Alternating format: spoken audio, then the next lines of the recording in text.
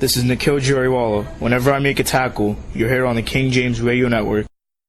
And yes, this is Raiders Live, the North Brunswick Raiders pregame show on the King James Radio Network, where we are live at Steve Lebrow Field in North Brunswick, New Jersey, where tonight Raiders football is on as the North Brunswick Raiders close out the regular season with a home game against the Woodbridge Barrons in a GMC White Division matchup. North Brunswick comes in winners of 5 straight at 5-2 under first-year head coach Mike Sipot. And Woodbridge, the Barons, falling on hard times, lost a lot to graduation last year. They come in at 2-6 under first-year head coach Kevin Coleman. And so, for the Raiders, winners of 5 straight, we mentioned, but really tonight is about trying to get a higher seeding in the state playoffs next week. If they win tonight and get a little help from Sayreville in their game against Old Bridge, Sayreville has to win that game. And if they do, if Sayreville wins that game over Old Bridge, it'll give North Brunswick a chance to move up in the seedings in Central Jersey Group 5. They can move up to as high as 4, and they could drop down to as well. They're already, I believe, where are we? North Brunswick is currently, if I'm correct, they're currently in 7th in Central Jersey Group 5. Actually, let's see. I have to refresh this. But currently, I'll find it here in just a second. I believe they're in 6th right now, but I'll double check it and let you guys know. But basically tonight the Raiders have a chance to move all the way up to 4. They can do no worse than 7th because the Hunterdon Central currently in the 8th spot is too far behind North Brunswick to catch up. So I had a chance, of course, earlier today to catch up with the head coach of the Raiders, Mike Sipot, who listen, Woodbridge leads the all-time series by a score of by a count of 5-3, 5 games to 3. Woodbridge beat North Brunswick last year 28-14. And, I'm sure the Raiders have that game in the back of their minds. I didn't necessarily ask Coach Sipot about that, but knowing that, Woodbridge is having a down year, this is what you would call your classic trap game, okay? The Raiders come in, on a high, qualifying for the state playoffs last week, and the last thing you want is a letdown here against a Woodbridge team that they still have, if you believe the reports, they still have a small miracle of a chance of making the state playoffs. They're going to need the residual points to go their way to do that. They cannot. This is their 9th game, so this game really doesn't matter to Woodbridge, win or loss. But for North Brunswick, this is their 8th game, so they can still make some noise. But getting back to the trap aspect of things, Woodbridge comes in here probably thinking, listen, we don't have a whole lot to lose here, and let's go out and just let it fly. So you go up against that type of team, it could be a dangerous aspiration. So with that being said, I had a chance to catch up with the head coach of the Raiders, Mike Sipot. And then, when we come back from all of that, of course, in our Raiders Spotlight, we actually have 2 parts of our Raiders Spotlight here tonight. Senior lineman and co-captain David Struminski is part 1 of our Raiders Spotlight. And then part 2, senior wide receiver and defensive back Michelle Ramirez also joins us in the Spotlight here tonight. So, all right. So without any further ado, let's get to the head coach of the football Raiders, Mike Sipot. I had a chance to catch up with him a few hours ago and talk to him about tonight's game and, of course, all things North Brunswick football. So here's my conversation with the head coach of the Raiders, Mike Sipot. Here, as always, with Raiders head coach Mike Sipot as we get ready for game number 8 as the Raiders take on Woodbridge, and this will be game number 9 for Woodbridge. So, really, for Woodbridge, kind of a precarious position. They have a slim shot here on residual points of trying to get in. But for the Raiders, they're in the state playoffs in Central Jersey Group 5. So just looking to advance their position and try to at least get at least to maybe a 5 spot or a 4 spot. Try to get a home game, if at all possible. So. Coach, first thing I'll throw at you, senior night, you went through it as a player, so you know what it's about. Kind of live vicariously for a second through these guys. What will they be experiencing, when they go out on the field tonight? It's a different preparation. I think as you're getting ready in the locker room and in your meetings and taking the field, I think a lot of things go through your mind, kind of like suiting up in Pop Warner and staying with some of the guys that you might have played with since day one. I know going back to 2000 when we played, I know guys like Mike Elko and obviously my brother and guys like Jimmy Abrams, Jason Carter, Jimmy Caffarella. We grew up together and we played football our whole lives. So it was like a kind of hang tight kind of moment where hey man, we got you. Everyone's we've been here since day one, and now this is our day to kind of shine and one last time. And not that this is the last game, but to have that spotlight, I think, is nice for the seniors, and I think they deserve it for what they've been through the last 2 or 3 years. I think that this is extra special for them, being that we're playing meaningful games, and I'm happy for them. 5-2 is the record this year, 5 straight wins. How much of that credit goes to the seniors? All of it, and then the whole team. But the seniors have really taken charge with that. We have 4 great captains in Amir, Alex, David, and Tyler, and I think they kind of lead by example. Their work ethic in the weight room in the summer, and then their workouts in the summer, and then taking through August and being down 0-2 in the season, they kind of looked to them. And they didn't tank it. They worked even harder. And those 5 wins have a lot to do with their leadership, and a lot of other seniors, like Mwanza. Those guys kind of picked up the slack for when things were down, and the young guys look up to them. And I think that's all about being part of a team and being together. No penalties in the second half last week against Perth Amboy in the win. Is that a step in the right direction, or is that was one of those things where maybe you see something that more than meets the eye? I was more happy than that than the win, I think. We work on it in practice. We do a lot of discipline stuff where, we can't mess up. We know that we can't lose yards. We have to keep going forward. We can't, and we preach to them. And I think that in the game, as tight as it was last week in the second half, to have no penalties, it's a credit to them learning what they do in practice and taking it into a game situation. And we all tip our hats to the players. You alluded to the seniors and the work that they put in over the course of the season, but when you took over, obviously you saw something, and because I was talking with Chich, Christian Petrolo, about this last week in our post game about you guys pretty much bring back roughly the same nucleus. I know Kwana Dolo comes in and a couple of new guys come in, but Samad Wingo's a new guy. But for the most part, you have pretty much the core, Chich and Miles Bailey and the other guys you mentioned, some of the seniors you mentioned. Those guys were all here last year when this was a 1-9 team. What did you see in those guys? Was it just that they just had, a year older and a year wiser, or were there talents that you needed to bring out? What did you see in them that made you think you could turn this around in 1 year? I think they always had the talent. I think it was a part of maturing as a football player. I think it was a part of getting very well coached. I think it was a part of being repetitious in practice. I think it was a part of having organization in the program and in practice. And you got guys, we were excited to coach guys like Sean Berhaney and Manny Herrera and GD and Dolo. Like those guys, we love those guys, and we get to coach them again.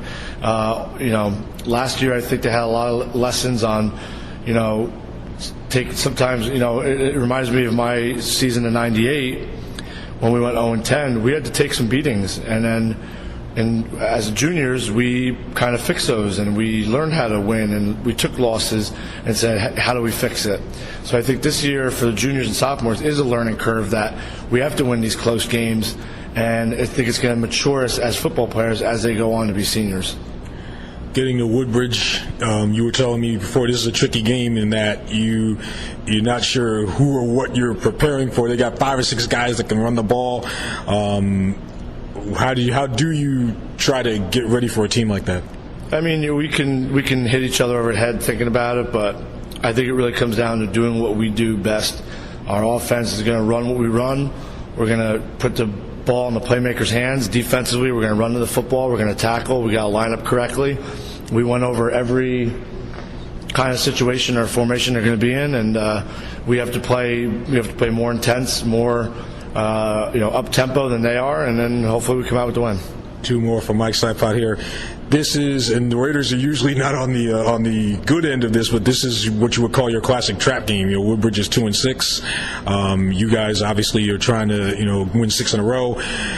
Does anything need to be said in that locker room?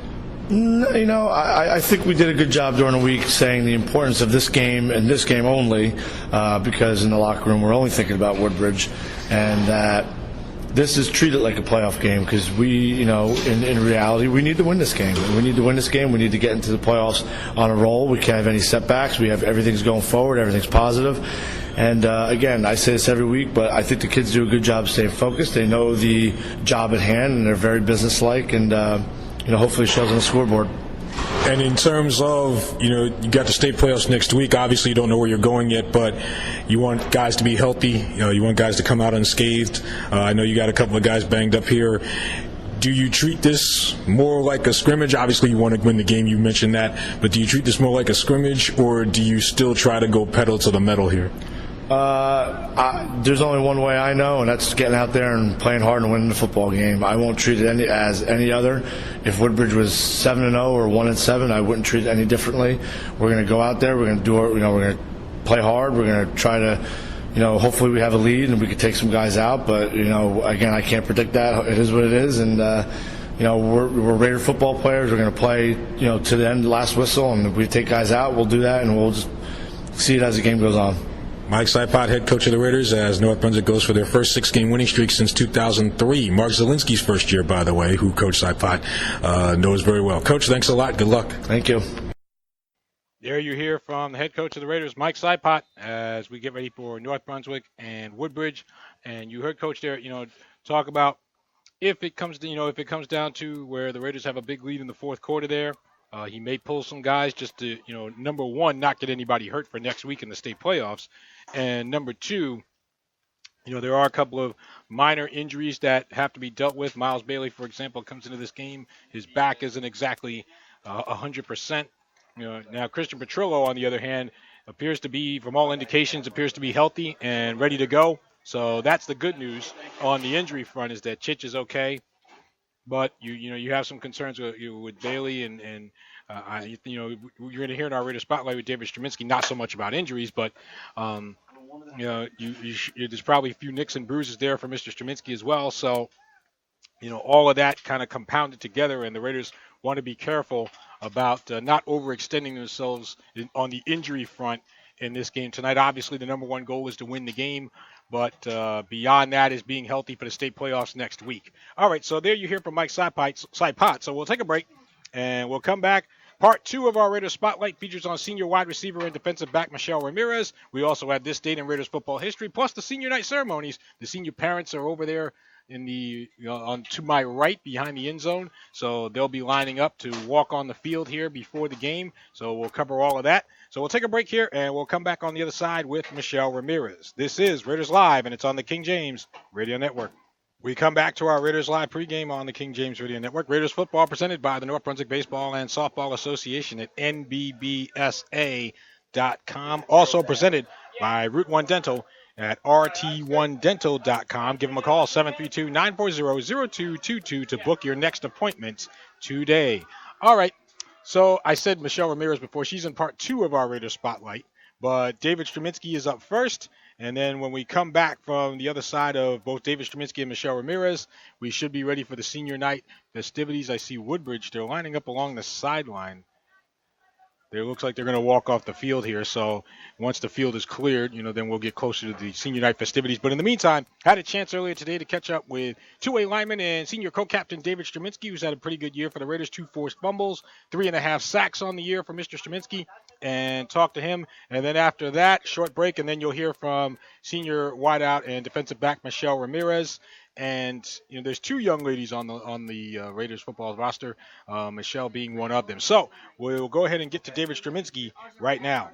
Here with senior and co-captain David Straminsky as the Raiders get ready here on senior night to take on Woodbridge, and the Raiders looking for their 6th straight win, and they are in the state playoffs, and now just looking to up their standing, try to get to at least maybe 4 or 5. If they're 4, they get a home game. So I see David's got his golf club out. I was just asking him about his golf game. He says he's not very good. But so what is it, just to help you relax before a game, your pregame golf routine? Yeah, it kind of just gets me focused because I'm usually out there just with our quarterback, Chich. So just usually me and him talking and just getting ready for the game. I'm curious. if you have, is there like I don't think you dig holes in the ground or anything, so do you just hit the ball around, or do you actually putt, or do you actually try to make shots? Just whack it around, and once it's time to get ready, I try to hit it in the locker room. All right. So it's a little different from pool then, because at the pool table you can actually sink balls in the pocket and all of that. Yeah. But all right, I'll get to football. The biggest challenge you're moving from linebacker to defensive end. What was the biggest challenge in making that transition? Probably reading faster, because as a linebacker, you read the guards, and you're 5 yards away from the guard, so it's a lot. You get to see the field a little bit more, but at the DN, you have to read the V of the neck of the offensive tackle. But in terms of getting better, my D-line coach Nick Sipod, helped me out a lot. He's probably one of the best guys he actually probably is the best guy in the GMC. You and Nick, I think you guys are like kindred spirits. You guys have kind of that different personality, so to speak, more loose and easy. I would think. I mean, he's a fun guy. But once we get to practice, he's really serious. But off the field, he's pretty relaxed. He's a pretty cool guy. So it's like I think we're more alike than different. What did you learn about yourself these last 2 years, 3 and 17? Obviously, nobody wants to go through something like that. But what did you learn about yourself as a player, in those hard times? I learned how much I love the game, because no matter what our record was, I would always go out 100% and try and get the team to follow me. When as a leader and a co-captain, you feel like you're a better leader off the field, or you feel like you're a better leader on the field? I feel like I'm a better leader on the field, especially on game night. Like during practice, I'm usually focused on just me getting better and trying to keep the focus in practice. But once I get onto the game field, I'm a lot more talkative. I'm a lot more, come on guys, let's keep the focus going. Let's not put our head down if they score, that kind of stuff. When you're out there and you're watching other guys, who's the guy that's impressed you the most this year? You got a couple of new guys. Quanadolo is a guy that comes on the scene, Samad Wingo. But who's been the guy that you take a look back and say, man, he's playing some good ball? Honestly, Samad, that kid's like a brother to me. We call ourselves the best DN duo in the county. So it's like just seeing him, how good he became in such a short time is just pretty amazing. And he wasn't a starter to begin the year, and he comes in and he's like moving up the charts in tackles. I looked at his tackles earlier, and so he's been very impressive. How much of a factor, Chich, he gave your dad a shout last week for patching up his ankle there. And I know there's a couple of guys banged up tonight that I know your dad's been working with. Chiropractor, right? Yep. Is it, I always ask this about guys who have coaches for dads, but in your case, is he tougher on you than most of the other guys? Does he tell you to kind of tough it out, or does he treat you the same way? No, he treats me the same. It's usually like if something's wrong, he'll work on me through the whole week to do it to get better. But personally, I think he pushes down a little bit harder on me when he's working on me on like my muscles and all that, because he says that like I can't deal with the pain as much as everyone else can. So I think he just does it harder. He pushes me harder. So then that's his roundabout way of saying, tough it out. Yeah. What, senior night tonight, what's it going to be like to walk out there? Something I've been waiting for since freshman year. I didn't know that high schools had senior nights my freshman year, so when I saw it, I was like, wow, I can't wait for me to have that moment. Is there, aside from your dad, is there anyone, and aside from Coach Sipod, of course, is there anyone that's been instrumental in how where you are today as a football player? Probably my whole family, and my Pee Wee Pop Warner coach, Coach Fly. He's the one that made me want to hit and really love playing football. I want to hit. My last one here for David Straminsky. State playoffs next week. You don't know where you're going to be yet, but what's it going to be like? And again, we talked about the last couple of years. When you walk out there for that first state playoff game, what's going to be going through your head? Honestly, I'm going to try and keep my mentality like it's a normal game, because that's basically what it is. All I got to do out there is play football. It's just a team we don't see every year. Whenever your last game is, whether it be Thanksgiving against South Brunswick or the state final, whatever your last game is, same mentality? Yeah. I like to play relaxed. I like to have fun, So it's like if I try and hype up a game more than I usually do, I might get inside my own head and not play as good as I should. David Straminsky, again, senior co-captain, getting ready for senior night. I'll let him get back to his golf there for a second. So thanks, sir, and good luck out there. No problem. Thank you. There you have it with David Straminsky, co-captain and senior lineman for the North Brunswick Raiders. We'll take a short break. We'll come back. Part 2 of our Raiders Spotlight will focus on senior wide receiver and defensive back Michelle Ramirez. She will be here on the other side of the break. This is our Raiders Live pregame for senior night on the King James Radio Network. We welcome you to another edition of This Date in Raiders Football History with Raiders Football on the King James Radio Network. Well, coming into tonight's game, the Raiders are 0-3 lifetime on November the 3rd. Lost to JFK in 1989, they lost to Woodbridge 49-7 in 1995, and lost to East Brunswick in 2006. That is a brief look at this date in Raiders football history. We'll be back with more of North Brunswick Raiders football on the King James Radio Network. Here in part 2 of our Raiders Spotlight with senior wide receiver and defensive back Michelle Ramirez, who will be going out for senior night tonight as the Raiders take on Woodbridge. And, my first question for you is, for senior night, well, first of all, I know you played some JV games. Have you had a lot of playing time at JV? Do you kind of, get the idea of what it's like to get hit and all of that? Yeah, I mean, not a lot of play time, but, usually in the last quarter, coach puts us in. And, now I'm the kicker for JV, and then my friend Zena, she's also on kickoff. That's right. We were talking about that. There's 2 young ladies, you and Zena Alabout. I hope I'm pronouncing that right. Alabout, yes. Thank you. What made you interested in football? Well, actually, I started, all my uncles have, not gone to college because of football, but, they've all played football. Mm-hmm. So I kind of grew up a little around football, but then I really started liking football in, 8th grade because I used to play it a lot with my friends outside.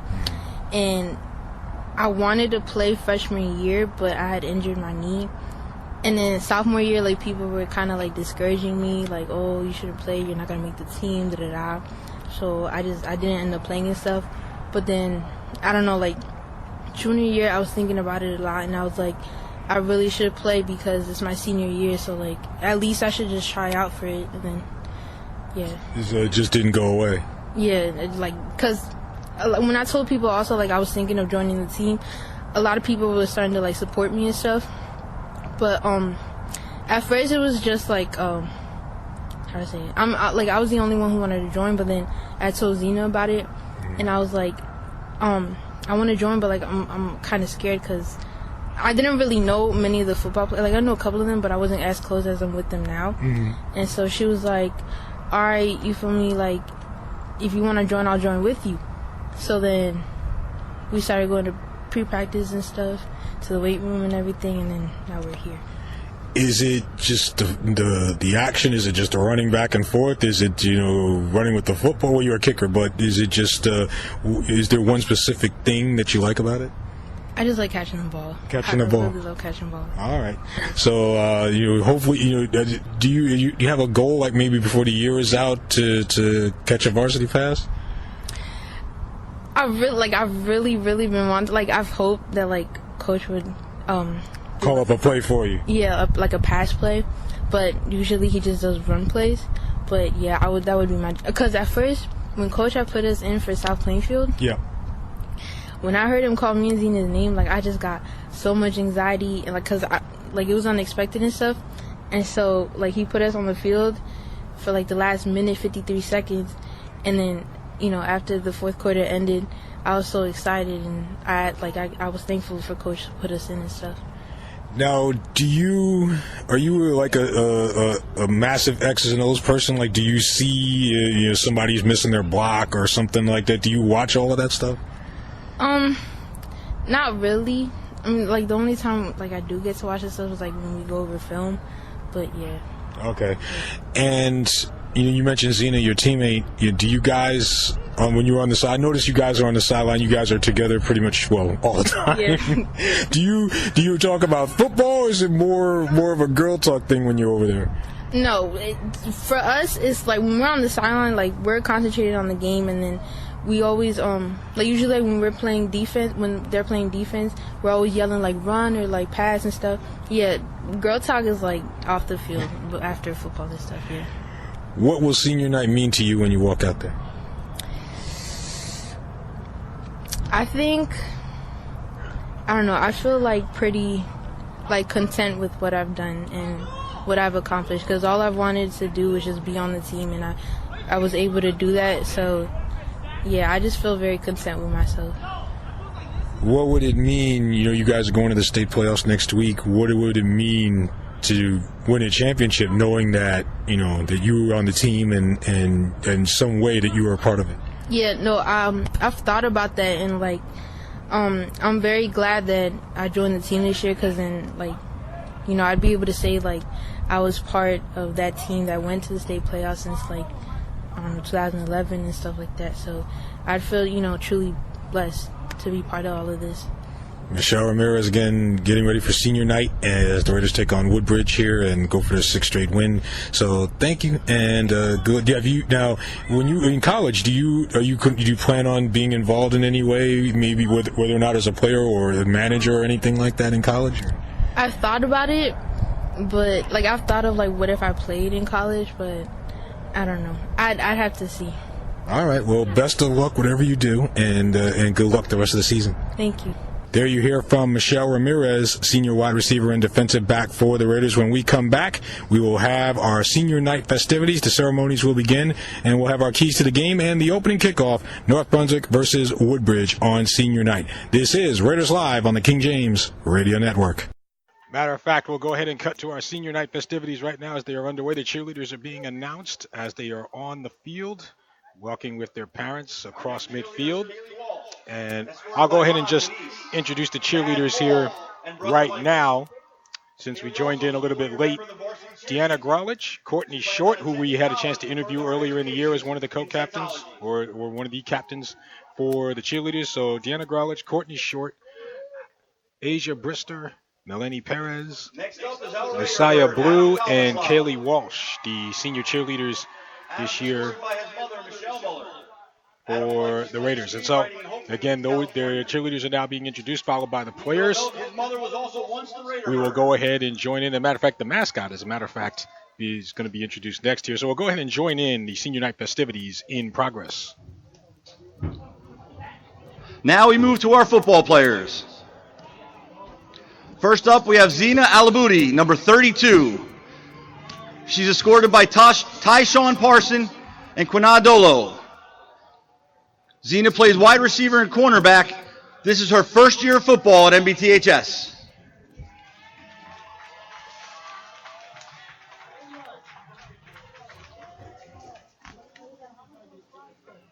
Our next player is Roberto Aquino, number 71. Roberto is escorted by mom Sylvia and dad Roberto. Roberto has played 2 years at MBTHS, playing defensive tackle and special teams.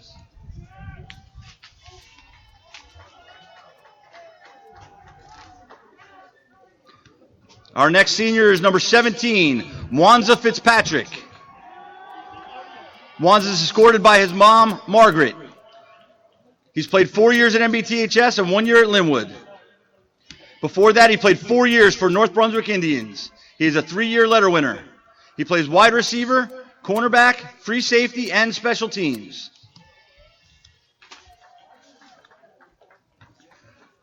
Next up, number 15, Nikhil Jarawala, escorted by mom, Rocky, and dad, Binay.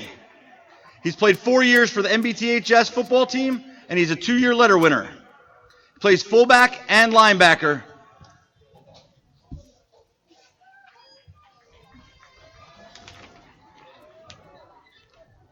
Our next player is number 22, Justin Jenkins. Justin's a 2-year letter winner, playing 1 year for the Indians and 4 years here at MBTHS. He's escorted by his mom, Jennifer, and dad, George. Justin plays running back, free safety, and special teams for the Raiders.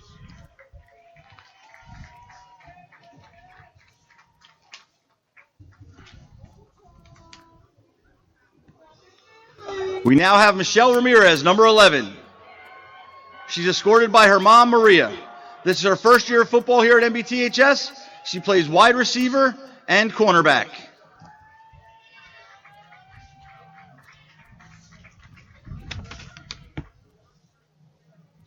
Next up, we have number 7, Jose Rosado, escorted by mom, Michelle, and dad, Jose. Jose has played 4 years at MBTHS, and he played 6 years with the North Brunswick Indians. He is a 2-year letter winner, playing linebacker, running back, and special teams.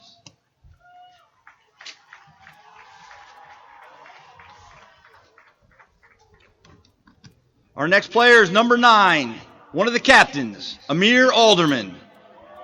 He is escorted by mom, Melissa, and his brother, Lamar. He's played 4 years at MBTHS, 1 year at Linwood, 2 years for the Indians, and he is a 2-year letter winner here at MBTHS. He plays wide receiver and cornerback.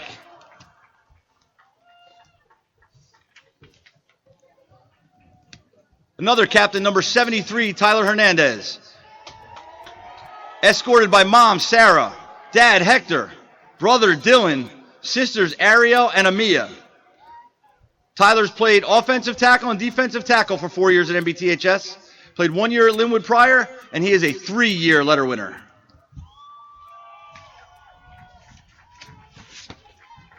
Next up, we have number 58, Captain Alex the Beast Rossman. Escorted by mom, Melissa, dad, Mark, brother, Derek, and sister, Samantha. Alex dominates the offensive line and also plays defensive tackle. He's played 4 years here at MBTHS, 1 year at Linwood, and 1 year for the North Brunswick Indians. He is a 3-year letter winner.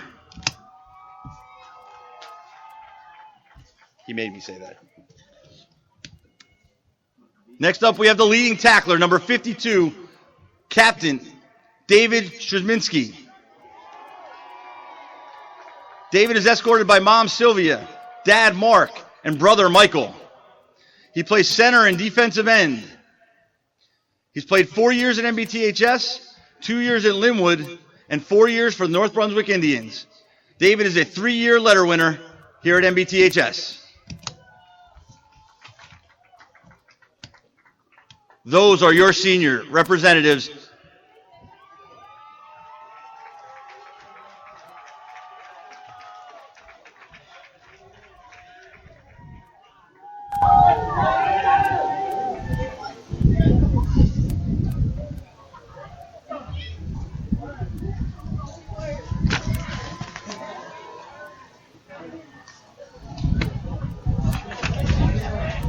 Those are the seniors being introduced. We'll stay with it here for the moment, see if we get the national anthem, and then we'll cut to our live game coverage after that.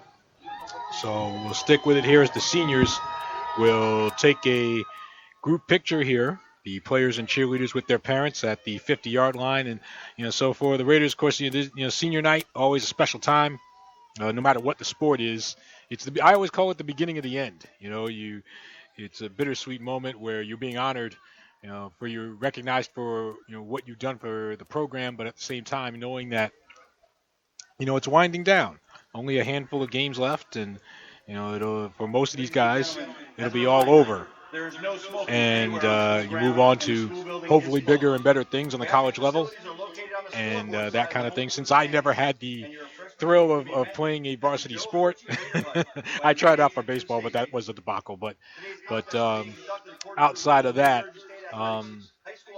be able to, whether you play in college or whether you don't, this will be a memory, of course, that the young folks here will cherish for the rest of their lives. Looks like Danny Noodleman and the North Brunswick members of the Danny Noodleman and members of the North Brunswick marching band are set to go here with the national anthem. So again, we'll keep it here for that, and then we'll go ahead and get you ready for some football here. North Brunswick versus Woodbridge, the regular season finale. The state playoffs begin next week. North Brunswick making the state playoffs for the first time in 6 years. Again, the Raiders, Woodbridge leads the all-time series 5-3. Woodbridge beating North Brunswick last year 28-14. The Raiders had won 3 in a row before that. North Brunswick's last victory over Woodbridge came in 2004, beating the Barons by a score of 34-19. So actually what we'll do is we'll go ahead and break here, and we'll have this date of Raiders football history, and we'll come back on the other side with our live game coverage of North Brunswick versus Woodbridge. So this has been an extended version of our pregame show, Raiders Live. So we'll take a break, and we'll come back in just a moment. This has been Raiders Live, and it's on the King James Radio Network. We welcome you to another edition of This Date in Raiders Football History with Raiders Football on the King James Radio Network. Well, coming into tonight's game, the Raiders are 0-3 lifetime on November the 3rd. Lost to JFK in 1989, they lost to Woodbridge 49-7 in 1995, and lost to East Brunswick in 2006. That is a brief look at this date in Raiders football history. We'll be back with more of North Brunswick Raiders football on the King James Radio Network. All right, so looks like the Raiders will do their warm-ups here before we get to the national anthem. So the national anthem will be on hold for a couple of minutes. Danny Noodleman and members of the North Brunswick Marching Band standing by. But Woodbridge is yet to hit the field. So we'll see if they do so here shortly. But while we're waiting for Woodbridge, keys to the game. Keys to the game is this. Number one, nobody gets hurt. That's the first thing. You got the state playoffs next week. You don't want anybody getting hurt, especially any key personnel, any starters, anything like that. So that'll be incumbent. Of course, Mike Sipot, I'm sure, will be watching that very closely, along with athletic trainer Jackie Morrison. So that's the first thing. It looks like the Woodbridge cheerleaders are setting up here for Woodbridge to come out onto the field. But key number two, obviously, you want to establish the run here with Miles Bailey and with sprinkles of Christian Petrillo mixed in. Chich has been making some big third downs for the Raiders this year. That has to continue if the Raiders are going to go forward here. So Miles Bailey, who has over 1,100 rushing yards on the season. As a matter of fact, Miles at 1,110 for the season to this point. And, even though Miles didn't get a touchdown last week, still got some big yardage, had 145 yards in last week's game against Perth Amboy. So you're still seeing by far the best year from Miles Bailey as a sophomore, twice as many yards already as he had in his freshman year 1 year ago. Defensively, we talked to David Straminsky earlier on. Defensively, the Raiders have to be able to stop the multi-prong running attack of Woodbridge. Woodbridge has, 5 or 6 guys that can run the football here, led by guys like Kiera Cooper, Nick Nyers, Keyshawn Glover, Divine Santiago, Chance Modica. So they've got guys that can carry the football. And who knows who's going to be lining up at quarterback? My guess would be Charles Sosi will be lining up at quarterback. That's just a guess. Woodbridge lost their starting quarterback earlier this year, Donovan Tabon, to a broken collarbone. So, they've had to go to their number 2 quarterback. And you might also even see Ryan Hinkle, their third-string guy, maybe coming into this game before it's all said and done. All right, so we're going to take our break here. And then when we come back, we'll go into our live game coverage, North Brunswick and Woodbridge, here on senior night, here from NBTHS. We thank you for listening in. This has been Raiders Live on the King James Radio Network. This is David Straminsky. Raiders football is on your radio at jamesisking.com. We are the North Brunswick Raiders cheerleaders. It's time for Raiders football on the King James Radio Network. You play to win the game. You don't play to just play it. That's the great thing about sports. You play to win. And I don't care if you don't have any wins. You go play to win. When you start telling me it doesn't matter, then retire. Get out.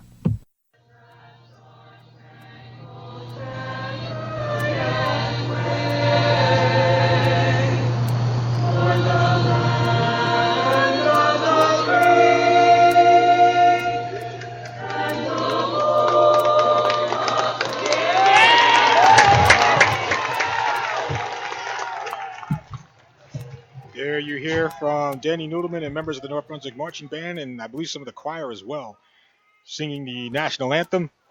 And so that gets us ready for tonight's game. With that, it is a pleasant Friday evening to one and all, and we welcome you to Steve Lebro Field at North Brunswick Township High School in North Brunswick, New Jersey, where tonight Raiders football is on the King James Radio Network. Game number 8 as the North Brunswick Raiders take on the Woodbridge Barrons in a GMC White Division matchup, the regular season finale between these two teams.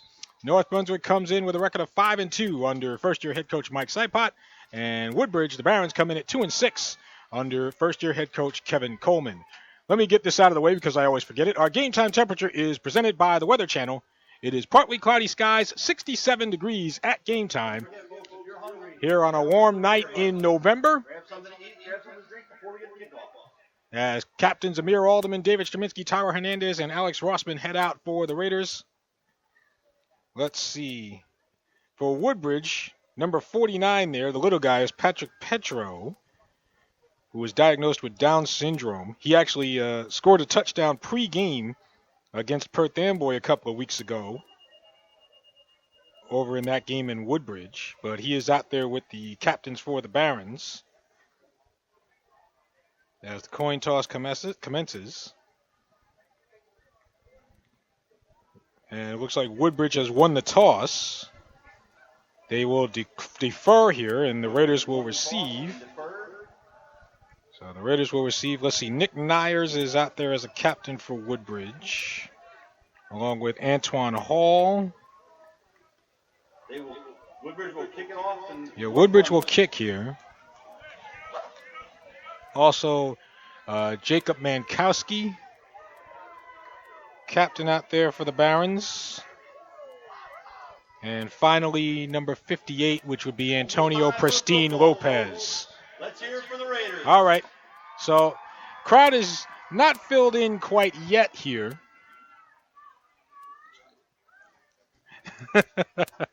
Not your fault. By the way, public address announcer, Mr. Jason Swain, who has big shoes to fill, taking over for the legendary Joel Chesler. But we are just about set to go here. Woodbridge in their white jerseys with the black letters and numbers trimmed in red, with the black helmets, the white Woodbridge logo, kind of that Wisconsin logo insignia, with the white pants. Some guys are wearing white socks, some guys are wearing black socks. Meanwhile, the Raiders, they're in their blue jerseys with the white numbers, with the Raiders in gold, blue pants, the double gold stripe down the middle of the helmet, the jersey number on the side of the helmet. Aaron R. Oh, check that. The Raiders are receiving. The Raiders will receive here to start the game. Holger Alcivar will kick, going from right to left. Brandon Outlaw and Mwanza Fitzpatrick are back deep. Kick, and we are underway. Catching it at the 17. That looks like Outlaw gets to the 20. Has a hole at the middle. 25-30, 35-40. Spins out of a tackle near midfield. Still going. Breaks a tackle. 40. Near side 30. 20. Near sideline 10. Pushed out of bounds at the 10-yard line. What a run by Brandon Coleman. Brandon Outlaw with the big kick return. And that's the way you start a game if you're the Raiders. 3-yard return for Brandon Outlaw, number 5. Officially, unofficially, 73 yards for Brandon Outlaw on that kick return. No flags, and the Raiders will have it first and where were we? First and goal. It will be first and goal, looks like from inside the 10 at about the 9-yard line. Junior quarterback Christian Petrillo First and goal for the Raiders at the 9. will be under center, or out of the shotgun rather. House formation around Petrillo to start things off. First and goal from the 9-yard line after the big return from Outlaw. Takes the snap, hands off, and Miles Bailey breaks a tackle up the middle and gets him to about the 6-yard line before Chance Modica makes the stop. On the carry ahead for Sophomore running back Miles Bailey, 1,110 yards on the season, 9 rushing touchdowns, 3 receiving touchdowns. The offensive line, Alex Rossman, David Straminsky, Tyler Hernandez, Sean Brahini lined up as a tight end. Second and goal as Petrillo takes the snap, drops back. He'll throw it up in the air from Mwanza Fitzpatrick, back of the end zone. Back shoulder throw, makes the catch, touchdown North Brunswick Raiders. Patrick. Mwanza Fitzpatrick Fitzpatrick on the reception. from 4 yards out. And just like that, 2 plays into the game, the Raiders lead it 6-0.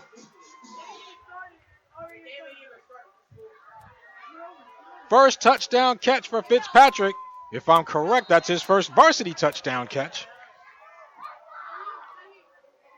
So Aaron R. will come on for the extra point. Christian Petrillo to hold. And R's kick is good.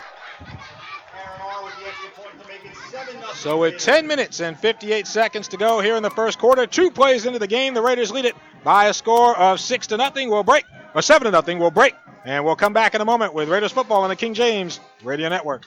Dana and Lisa here from Our Turf Football to tell you that the Our Turf podcast is up and running for the 2017 football season. Did you know that women make up over 45% of all NFL fans and counting? Here at Our Turf, we have our own take on what's happening around the National Football League with special features, previews, reports from our official fan reporters covering each team, and interviews with players and personalities who have the scoop on what's happening. Women are in the know when it comes to football, and it's time the rest of the world knew it too. Our Turf Football is every Tuesday night at 10 p.m. Eastern Time on the King James Radio Network at jamesisking.com. Aaron R. will kick it off here with the Raiders leading 7-0, and this will be a line drive kick, bouncing its way over to the far side. Picking it up at the 12 is Kira Cooper. 20, 25 to the far side right, and 30, and he'll be stopped up there by a host of blue jerseys. So Kara Cooper bringing the return. So that'll set up Woodbridge. Well, Woodbridge probably regrets deferring, or probably regrets, deferring until the second half. As the Raiders go on their opening drive off the big kick return from Brandon Outlaw. 2 plays and 10 yards. So 1st and 10 for the Barons here from their own, looks like their 31-yard line. And it looks like Kara Cooper will be at quarterback for Woodbridge.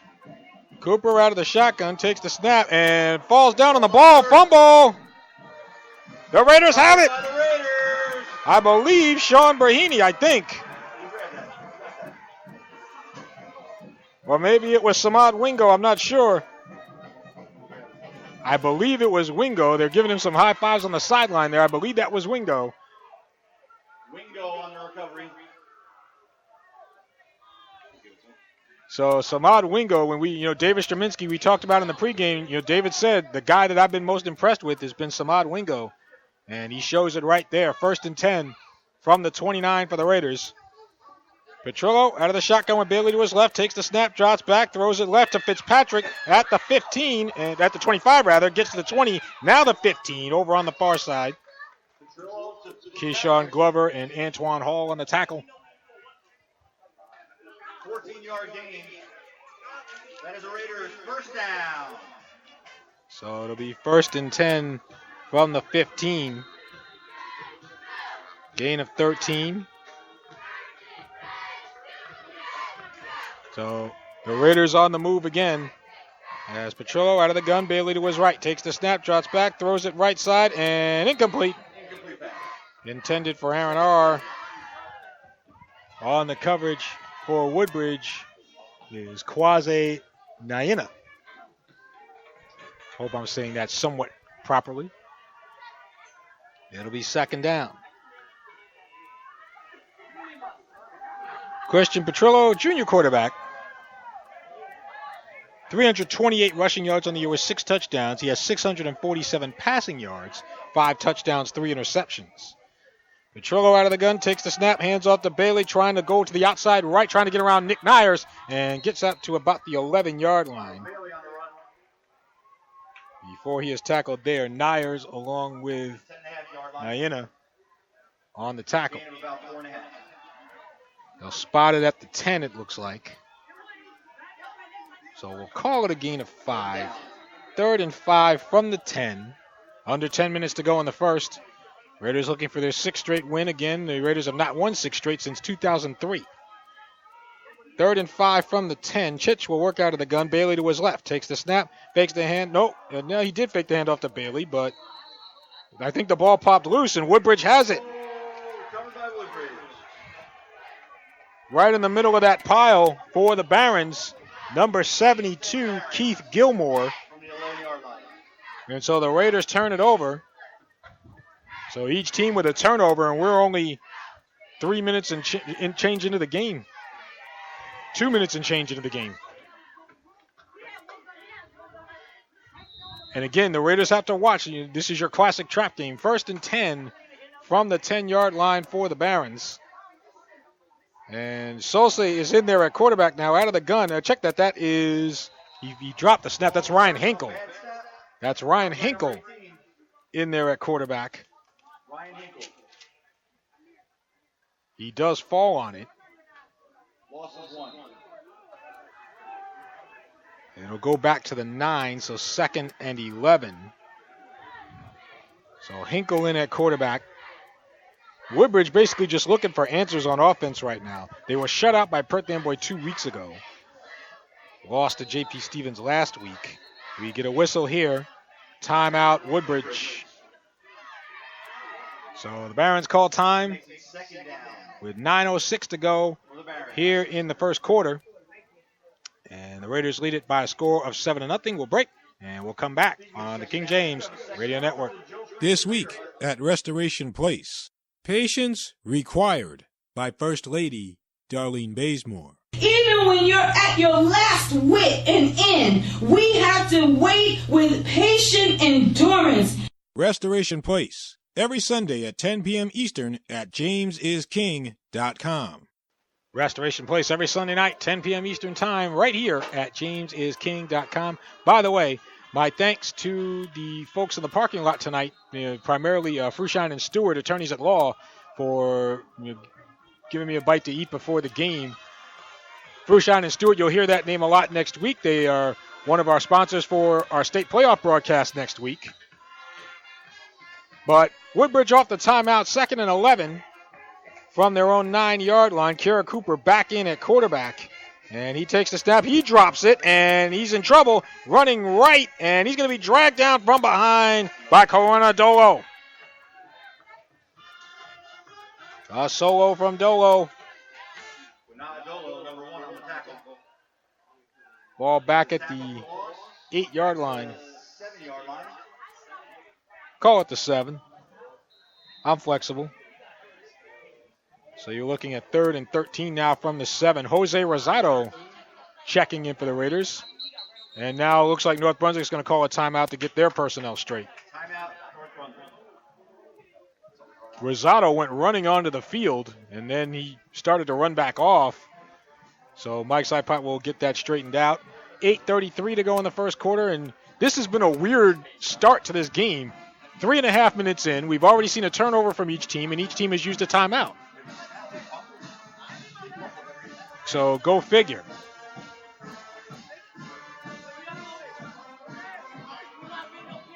But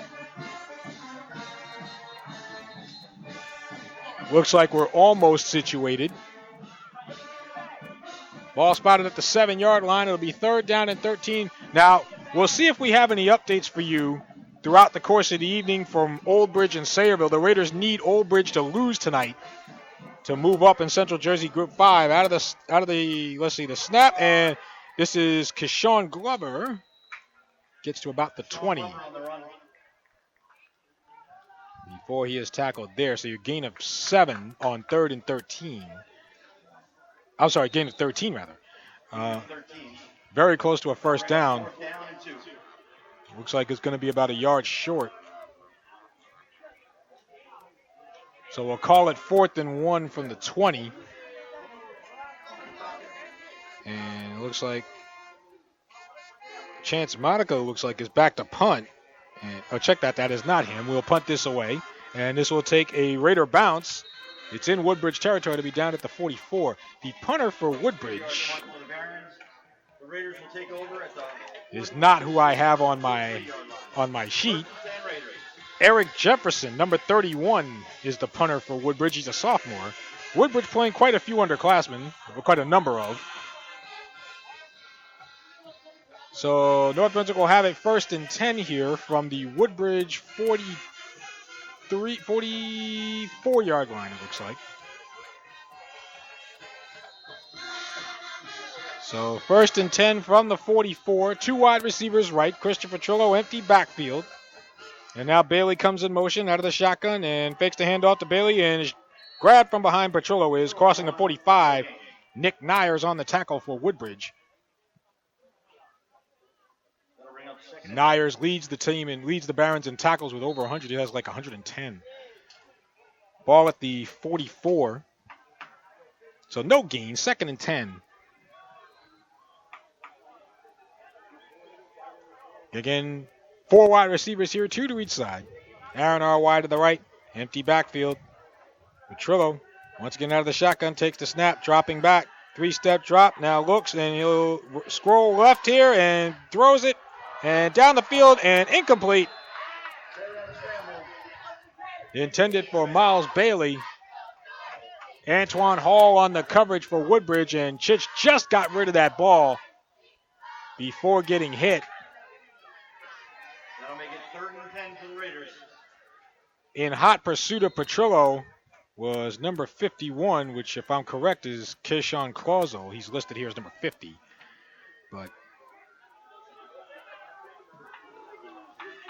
it will be 3rd down and 10 from the 44. Petrillo out of the gun, takes the snap, fakes the handoff, play action, throws it into double coverage, and incomplete. Incomplete pass, Petrillo. Intended for Amir Alderman. 4th down. Keyshawn Glover and Chance Monica on the coverage. And it will be 4th down and 10. Aaron R. on the punt. The Raiders will be forced to punt. Aaron R. will kick this away. So as I was saying, the Raiders need Old Bridge to lose to Sayreville tonight if they're going to have any chance of trying to get a home game for the state playoffs next week. So we'll keep an eye on that game and get you any updates. Meanwhile, R standing at his own 44. And back deep for Woodbridge is going to be Glover. As R gets this punt away, it'll take a bounce at the 12, catches it at the 10, and sidesteps a man, sidesteps another, and spins his way to the 15. That's about it. 34-yard punt by R. So a 34-yard punt for R. 6 on the return. 1st and 10 Woodbridge from their own 15-yard line. Woodbridge will move guys in and out, but Christopher Garcia, Matthew Sinelli, Antonio Pristine Lopez, Jacob Mankowski, and Edenam Bradley on that offensive line. It seems to be a revolving quarterback, whether it's Kiera Cooper or Hinkle or Solsi. Right now it's Cooper, and he'll take the snap. He'll pitch it here to the near side, and Glover, and gets forced out of bounds by Manny Herrera. Maybe got a couple of yards on that. Ball is spotted at the 18, so actually make it the 17, so gain of 2. 2nd and 8 from the 17-yard line. 6:41 to go here in the first quarter. No score. I'm sorry, 7-0 Raiders. As out of the gun is Cooper, and he'll go ahead and throw it right and completes it. Sean Brahini will make the tackle. On the reception for Woodbridge is Divine Santiago. Sean Brahini on the tackle. So a short gain. Gain of 7.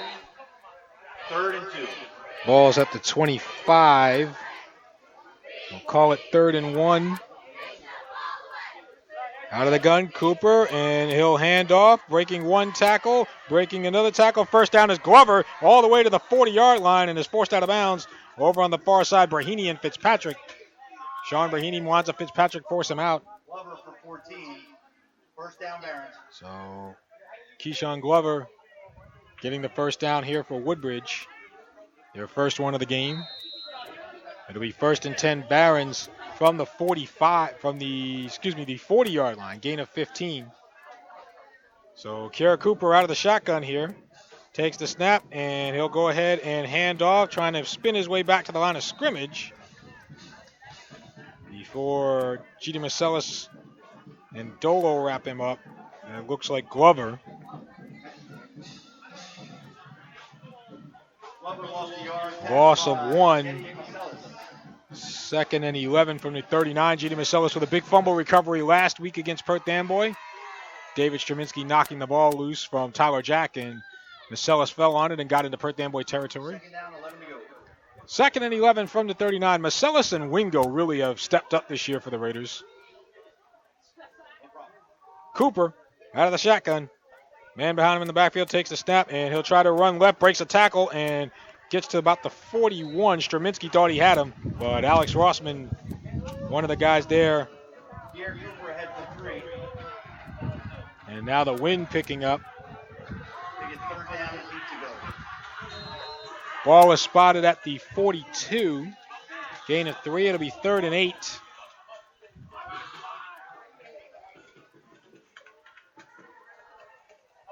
So 3rd down and 8. Keyshawn Glover looking for the play call from the coaching staff. And now Cooper will work out of the gun. Glover comes in motion, drops the snap. Back at the 34, falls on it. Here, Cooper with recovery. And so a loss for Woodbridge. Raiders hold. And it seems like the Barons, not just tonight, but throughout the course of their season, have had issues with the snap. Whether it's snapping it or catching it, one or the other. 16. Ball spotted back at the 35-yard line. So you're looking at 4th and 15 from the 35. Amir Alderman back deep, standing at his own 30 for North Brunswick. Meanwhile, Jefferson will punt. Jefferson back for the punt. And takes the snap. Line drive kick. Takes a Woodbridge bounce this time. And they'll down it at the 37-yard line, where the Raiders will start 1st and 10 from their own 37. 23-yard punt for Jefferson. No return for the Raiders. So 1st and 10 from the 37. Yeah, the crowd is filled in here as we've gone on here in the first quarter. 3:50 to go in the first. North Brunswick leads at 7-0. Bunch formation, bunch to the right. Bunch receivers, rather, to the right. That's a trips.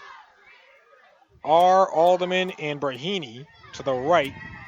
Bailey to the left of Petrillo. Fitzpatrick wide to the left, and now Alderman in motion to the far side, out of the gun, hands off to Bailey, bounces off a man, gets to the 30, and rather the 40, tackled at the 42. Nick Nyers again in there on the stop for the Barons. Miles Bailey continuing to rack up the yards. 7 yards for Bailey on the carry.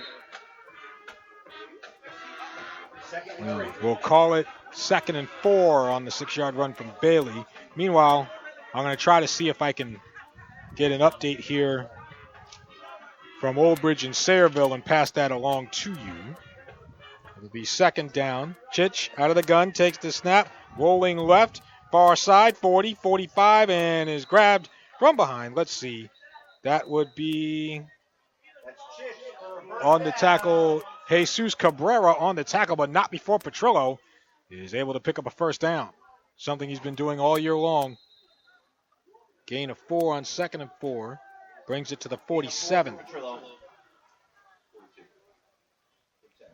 1st and 10 from the 47. 2:52 to go here in the first. Trips to the left. And now Alderman in motion. He gets the handoff from Petrillo. Tries to cut it back up the middle, and he's going to be stopped at the line of scrimmage. Nothing doing there. Nick Nyers, Antoine Hall, among others, for Woodbridge on the stop.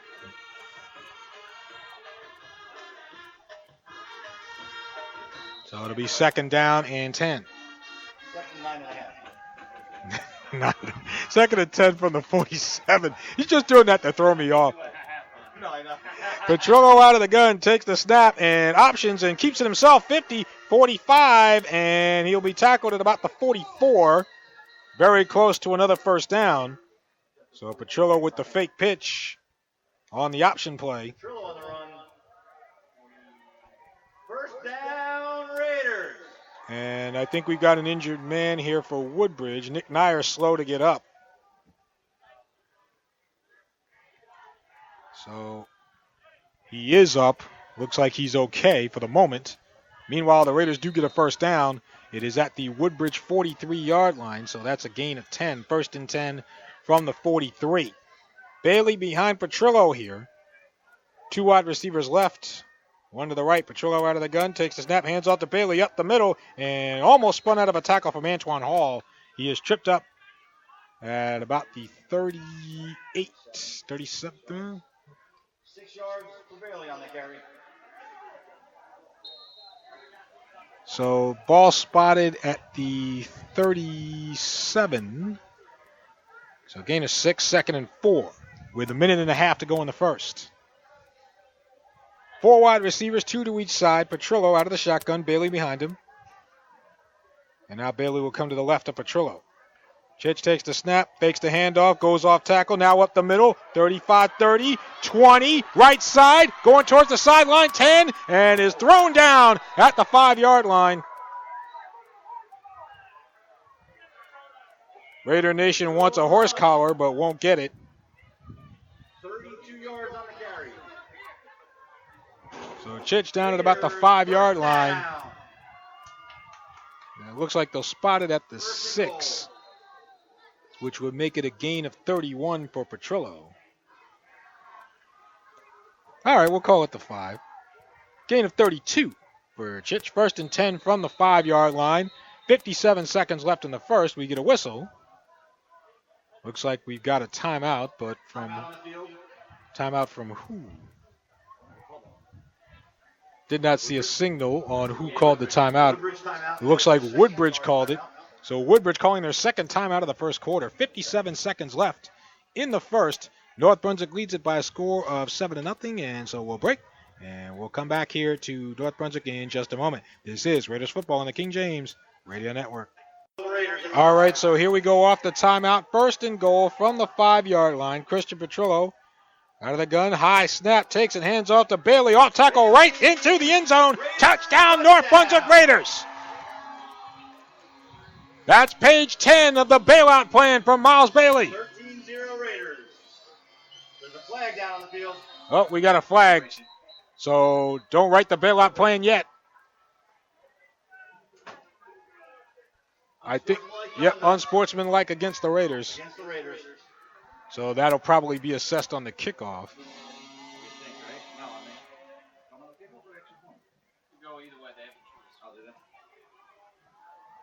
Let's see. Woodbridge has the option here to assess it on the kickoff for the extra point. Be assessed on the kickoff. Okay, so it will be on the kickoff. But Bailey from 5 yards out for his 10th touchdown of the year. The Raiders now lead at 13-0. And Aaron R. will kick the extra point. Aaron, 6 for 8 on extra points so far this year. Christian Petrillo to hold. Snap, Petrillo's hold, R's kick, and it is good. Raiders 14-0. So with 52 seconds left to go here in the first quarter, the Raiders take a 14-0 lead. Let's see, courtesy of Andy Menlowitz of the Home News Tribune, what is happening over in Sayreville. I believe that game is being played. Let me just double check. I'll throw it out. I'll get it here in just a second. But, yep, Sayreville. Yeah, the game's in Sayreville. And right now, doesn't look like anybody scored yet. Yeah, no score in that game in the first quarter. I'd say probably roughly about 5 minutes probably left in the first quarter over there in Sayreville. Again, the Raiders need Sayreville to beat Old Bridge to have a shot to move up in Central Jersey Group 5 for the state playoffs next week. But no score right now, Sayreville and Old Bridge. The Raiders could use some other residual points as well, but that's a little more complicated. Check your local listings on that. But Aaron R. will kick this thing off here. Kara Cooper and Keyshawn Glover back deep. And the kick will go over to Cooper on the far side. Takes a bounce going towards the sideline. Out of bounds at the 30-yard line. And so it looks like Woodbridge will get it on the 35 to start here 1st and 10.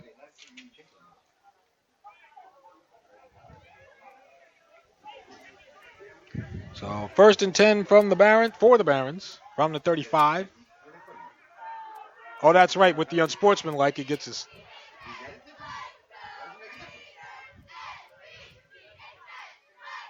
Let me just check here. Okay, so they're going to mark it at the 50 due to the penalty at the end of that touchdown.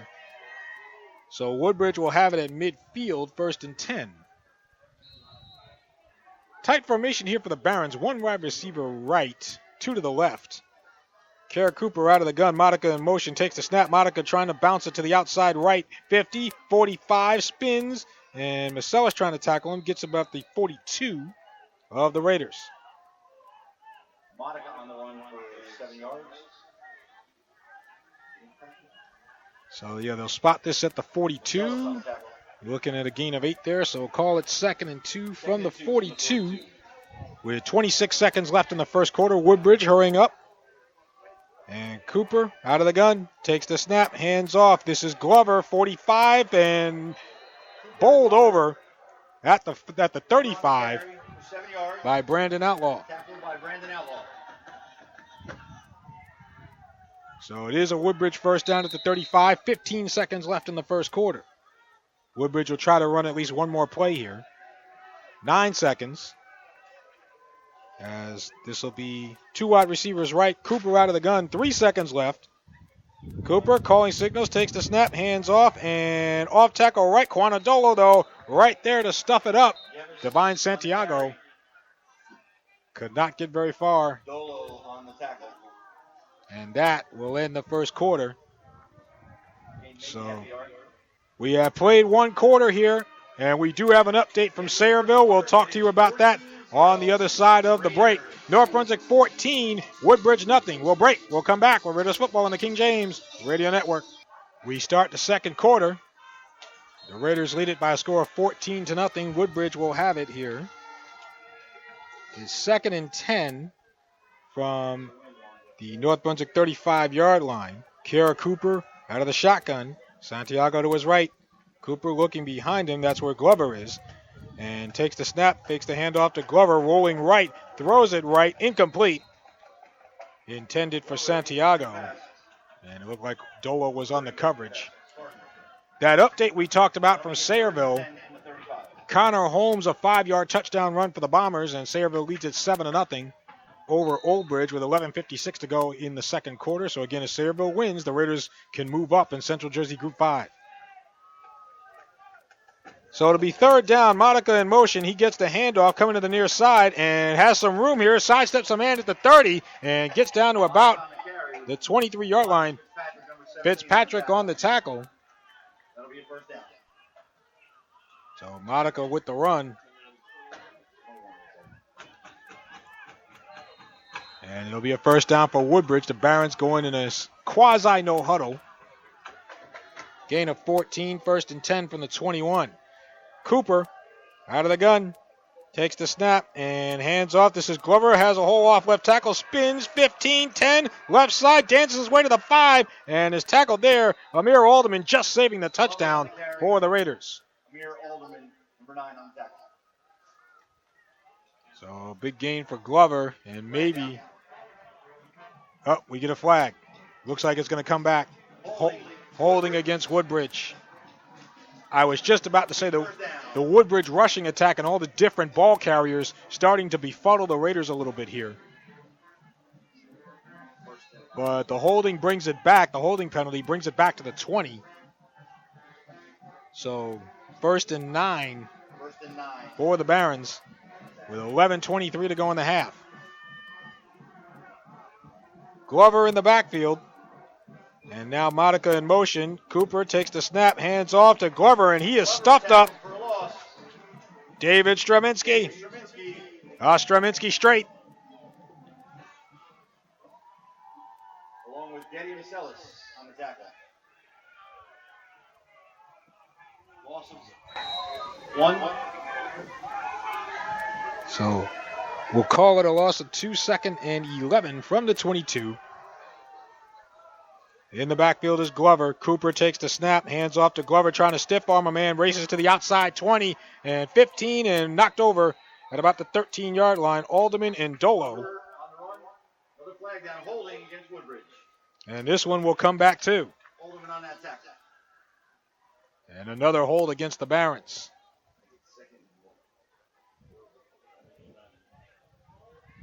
So Woodbridge hurting themselves with penalties here. You know, the Raiders, we talked about this in the pregame with Mike Sipot. The Raiders had 3 penalties last week against Perth Amboy, all in the first half, had none in the second half. That has to be a big sigh of relief heading into the state playoffs. So the penalty moves Woodbridge back to the North Brunswick 28. It'll be 2nd and 17 with 10:33 to go in the half. Raiders lead it 14-0.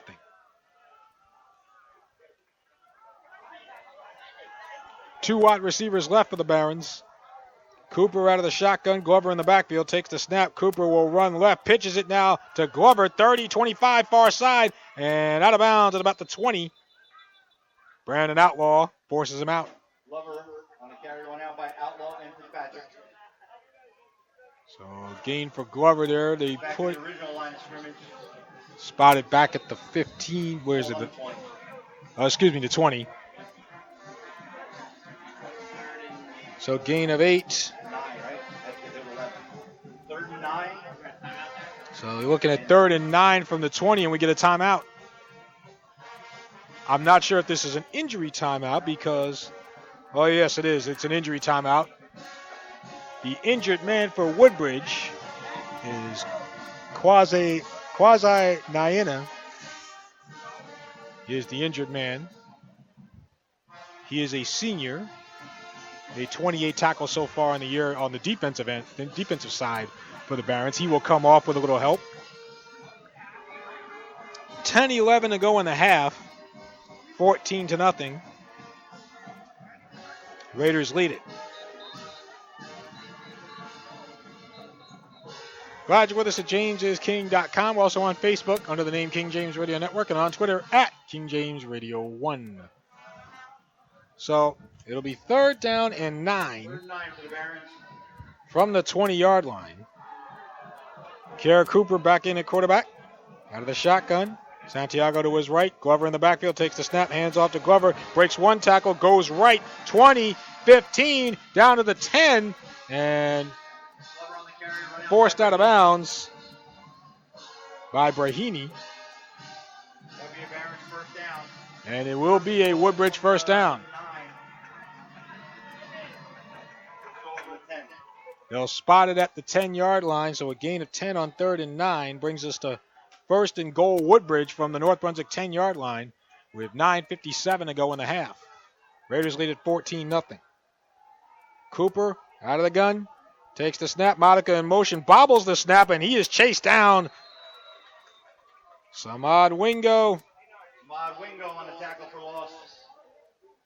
Woodbridge having all kinds of problems with the snap. There's a loss of 8. So ball spotted back at the 17-yard line. 2nd and goal from the 17. So Glover goes out to the right here. Empty backfield for Cooper. Now Glover in motion. Cooper takes the snap and tries to run right and reverses field. Going back towards the middle. Trying to run left and breaks another tackle at the 25. And still breaks a 3rd tackle, but David Straminsky finally getting to him at about the 23. That's still going to be a loss of 6 for all that running around he did. Cooper on the carry, tackled by Straminsky. So credit Straminsky with a sack. 4.5 sacks now for Straminsky on the year. 3rd and 23 from the 23. So it'll be 3rd and goal from the 23-yard line with 8:33 to go here in the first half. North Brunswick 14, Sayreville nothing. Sayreville drove down to the Old Bridge 5-yard line, but Old Bridge recovering a fumble, so Sayreville denied there. They still lead at 7-0. Out of the shotgun, this will be Hinkle, takes the snap, throws it right, and completes it. Brahini on the tackle, Antoine Hall on the reception. Short gain brings up 4th down. So Ryan Hinkle in at quarterback throwing that pass. Ball spotted at the 15, so it'll be 4th and goal from the 15-yard line. They're going to try a field goal here.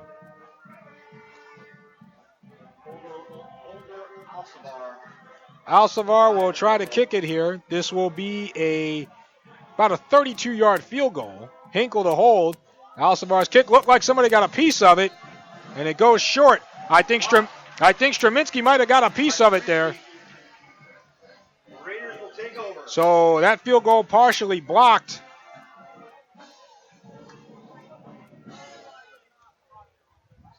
Alcivar coming into today was 0 for 1 on field goals. Make it 0 for 2.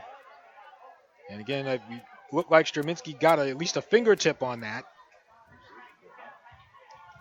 And so with 7:20 left in the first half, the Raiders still lead at 14-0. And they'll have it here 1st and 10 from the 20. Petrillo out of the gun. Takes the snap with Alderman in motion. Hands off to Bailey up the middle. 25 and close to the 30. Looks like Pristine Lopez making the tackle. 28, sorry. So Second and 2. let's see where they spot this. Looks like it is the 28-yard line. So 2nd down and 2 from the 28. Raiders would love to tack on another one here before the half. Petrillo out of the gun. Bailey to his left. Takes the snap. Drops back. Throws it. Left side. To the near side. Completes it at the 35. Manny Herrera out of bounds. For first down, Raiders. Jesus Cabrera forcing Manny out. Herrera Jr. And he's forced out at the 37-yard line. 10 at the 42. 37, sorry. Gain of 9. I get fooled with that all the time. 1st and 10 from the 37. Petrillo out of the gun. Takes the snap, and he'll keep it himself. Bounces off the line and gets to the 40 before he is wrapped up there. And once again, Jesus Cabrera on the tackle for Woodbridge. So the Raiders moving the ball here. It'll be 2nd and 7 from the 40. 6:18 to go in the half. North Brunswick 14, Sayreville nothing. 6 minutes left over in Sayreville. It's still 7-0 there. Trips to the left. Petrillo out of the gun, rolling left here, and he'll be tackled back at the 35-yard line. Petrillo on the take. Pristine Lopez. That'll make a 3rd down and 12. On the stop, so back at the 35. Loss of 5. It'll be 3rd and 12. And the Raiders now with trips to the right here. Alderman in the slot. Herrera out there as well. Fitzpatrick to the left. Bailey to the left of Petrillo on 3rd down. Petrillo out of the gun. Takes the snap. Throws it. Deep ball left side looking for Fitzpatrick. And it's intercepted. Intercepted by number 6. Intercepted back at the 27-yard line. Divine Santiago cut in front of Fitzpatrick. The ball a bit underthrown.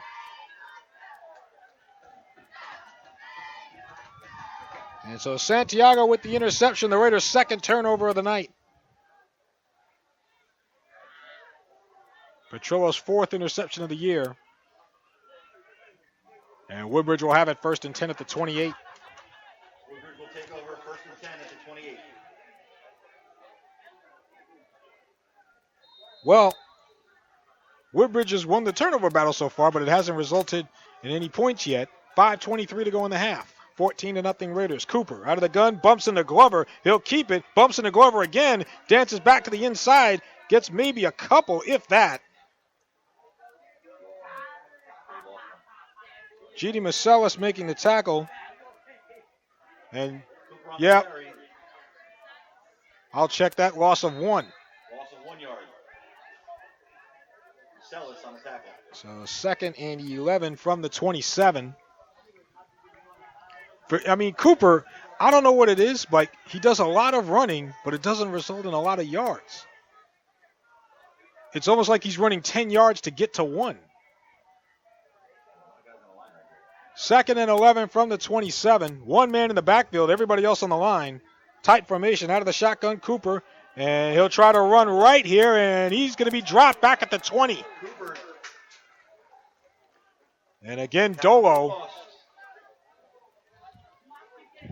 Dolo with another tackle. Dolo, Fitzpatrick was there also. So ball at the 21. That's a loss of 6. 3rd and 17 with 4:12 left in the half. And Woodbridge just has not been able to move the ball. And now Woodbridge exchanging personnel here. They may have to call a timeout to avoid a delay of game. 3rd and 17 for the Barons from their own 21. And Hinkle is back in at quarterback, out of the gun, rolling left, looking, Hernandez giving chase, and Hinkle's going to be sacked. Before Tyler Hernandez could get there, David Straminsky did. Hernandez and Straminsky. So a 2-sack night for Straminsky here. I was talking with David's dad before the game. They're still looking at different colleges. Everything's on the table right now for the Straminskys. Loss of 6. 4th and 23 from the 15, and we get a timeout. This looks like an actual timeout. Not sure who called it. But we'll break here with 3:20 left to go in the first half. 14-0 Raiders lead it. We'll break, and we'll come back on the King James Radio Network.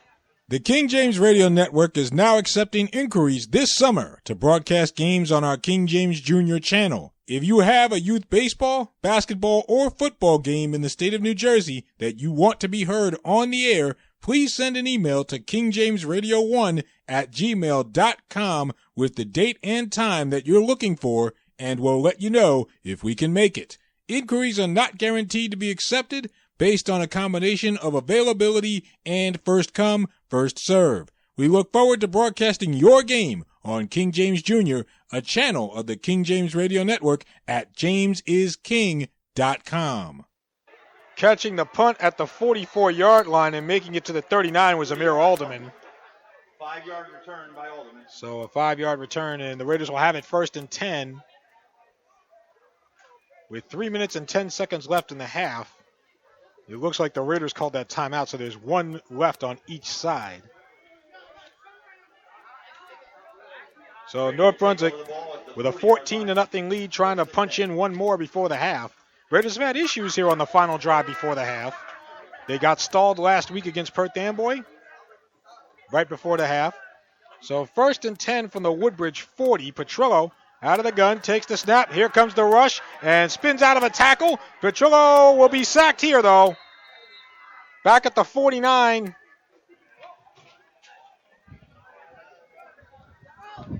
On the sack for Woodbridge is number 51, and I believe, again, I think that is Keyshawn Clauso, if I'm not mistaken. They'll spot it back at the 48. So call it 2nd and 18. Petrillo out of the gun with Bailey to his right, 2 wides to the right. Takes the snap, hands off to Bailey. He goes right, tackled at about the 46. Bailey ahead for 2. And on the tackle once again is Quasi Naina. So gain of 2. We'll call it 3rd and 16 from the 46.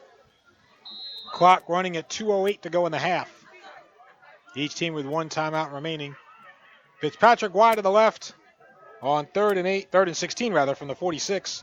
Petrillo out of the gun. Bailey to his right, takes the snap, backing up, and he's going to be sacked again. Antonio Pristine Lopez this time.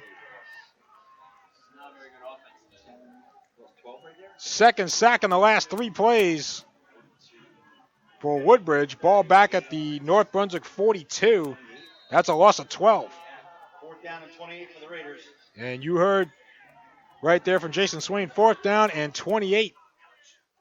The Raiders will have to punt. 1:24 and counting left in the half. I'm surprised Woodbridge doesn't stop the clock here. The Raiders are just going to run it out and take a delay of game. Like I said, I'm surprised Woodbridge doesn't use their last time out here. I guess they're going to, save that timeout for offense. It's a use it or lose it timeout.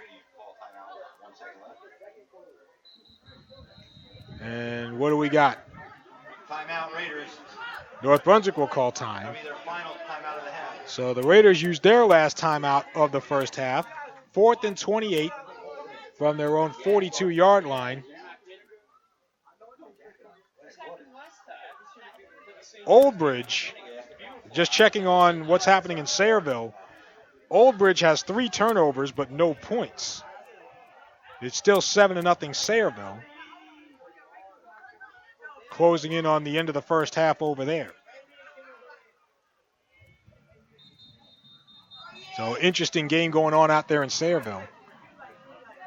Meanwhile, the Raiders 4th and 28 from their own 42. Back to receive the punt. Aaron R. on the punt for the Raiders. Keyshawn Glover back deep for Woodbridge, standing at his own 30. Aaron R. standing at his 30, ready to punt. So R, low snap. R is able to pick it up, and a line drive kick. This is a good one. Takes a Raider bounce, 25, and Justin Jenkins will down it inside the 15 to close to the 12-yard line. So all things considered, good kick from Aaron R. And it'll be 1st and 10 at the 12-yard line. So 1st and 10, Woodbridge from the 12 with 46 seconds left to go in the half. So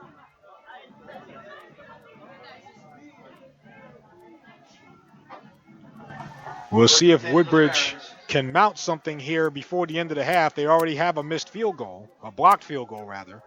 As Cooper will work out of the gun, takes the snap, and drops the handoff, fumble. Cooper falls on it. Cooper gets it back.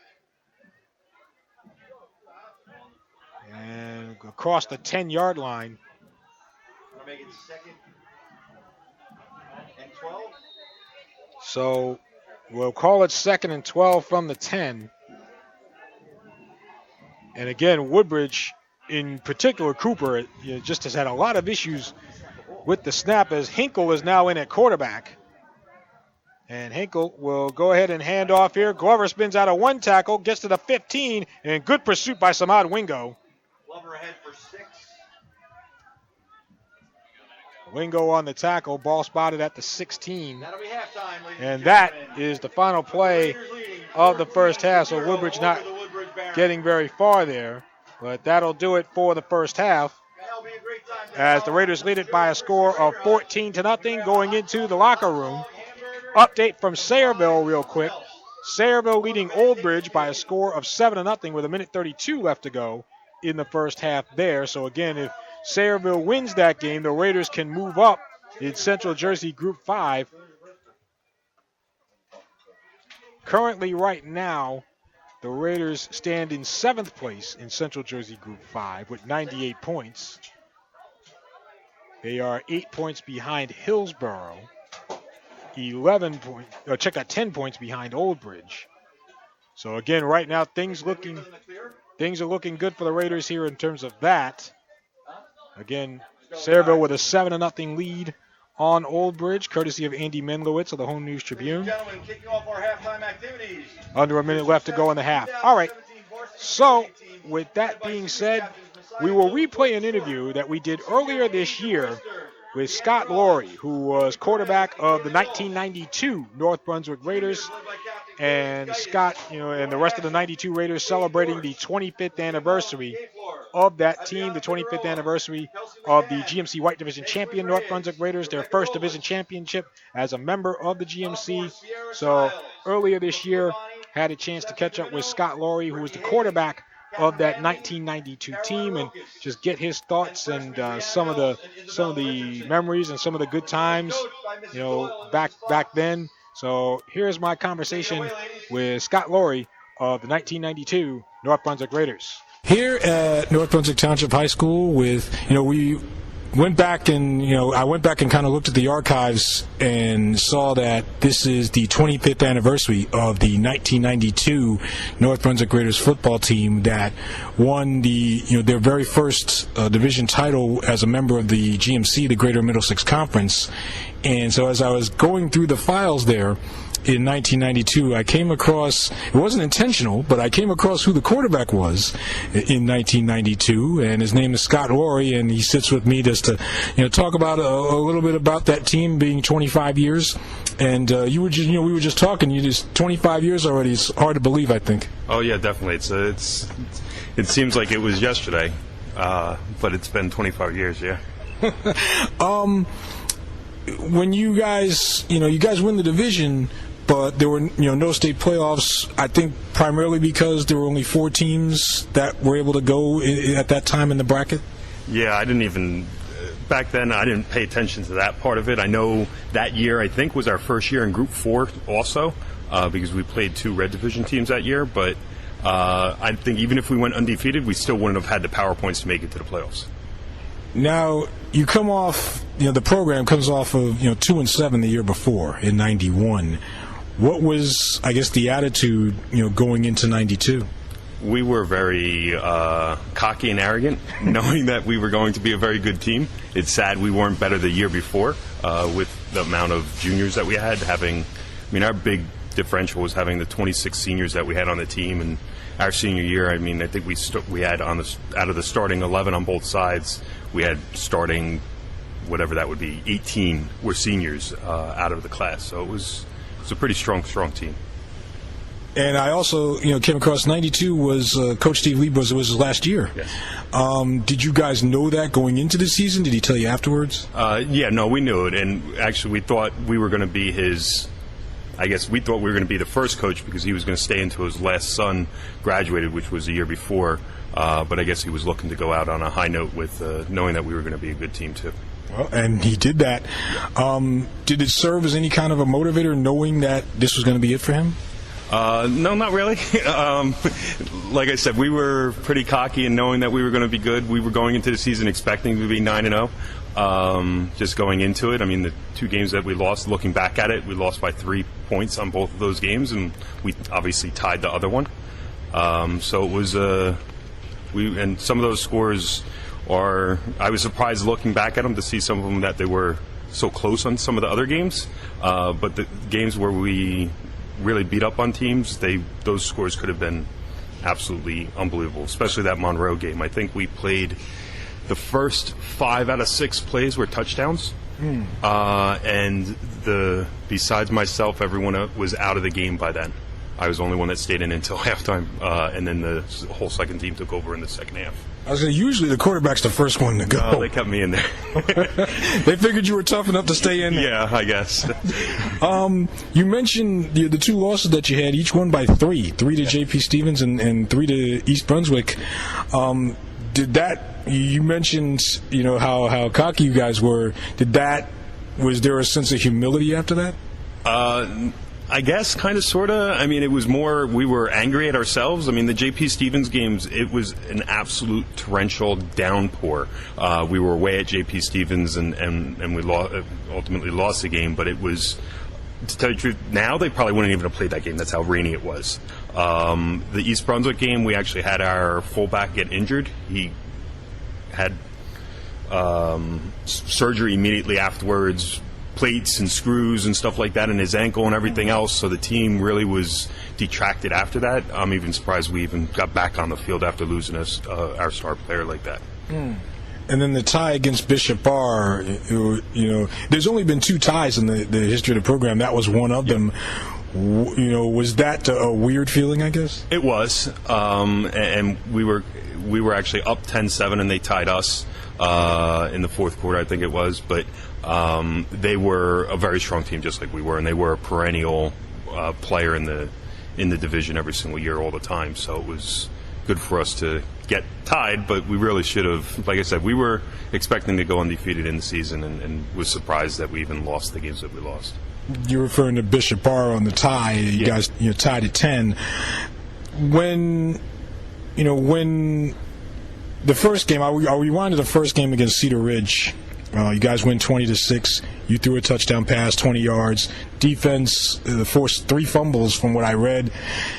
Did you know right then and there that this was going to be the type of defense that just be stingy and not allow a lot of points? Yes, it was. It's funny looking back at it. I didn't realize how good our defense really was. I only played offense. I didn't care to play defense and hit people and stuff like that. That's probably why I played quarterback too. All right. But it was just, we were a pretty darn tough defensive team too, all over the place on the field. Everyone running like crazy and everything else. So. As quarterback, what were your strengths? Were you a running quarterback? Did you throw the ball, 40, 50 yards down the field? What did you feel like your biggest strength was? In that offense, I was a handoff quarterback. At first, I was slow. I did not run the ball. If I threw the ball 5 times in a game, I was happy. I think the one game I I threw 10 times was against Colonia. Not Colonia, JFK at home. And that was a good game that I had, but that was the most I ever threw was 10 times in a game. And, looking back, we mentioned, after 3 games, one of each, 1 win, 1 loss, 1 tie, and then you reel off 3 in a row. You mentioned the Monroe game, which was a blowout, and then the East Brunswick loss, and then, you finish up with the 2 wins against South Plainfield and South Brunswick. What did it mean to, back then, 25 years ago, to beat South Brunswick? Was there anything special in there? There always was. I mean, it was a rivalry. It was more the pressure of knowing the streak at the time. I mean, I think at that time it was 15 or 14 in a row. So it was more the pressure of winning that. But again, we were pretty much almost the opposite of what we are now with South Brunswick was that year, or even those years before, where North Brunswick was the perennial winning team and South Brunswick was the losing team, and now it's sadly the reverse of that. But those were some good times to play the South Brunswick team. It was nice to be on the winning side all the time. So.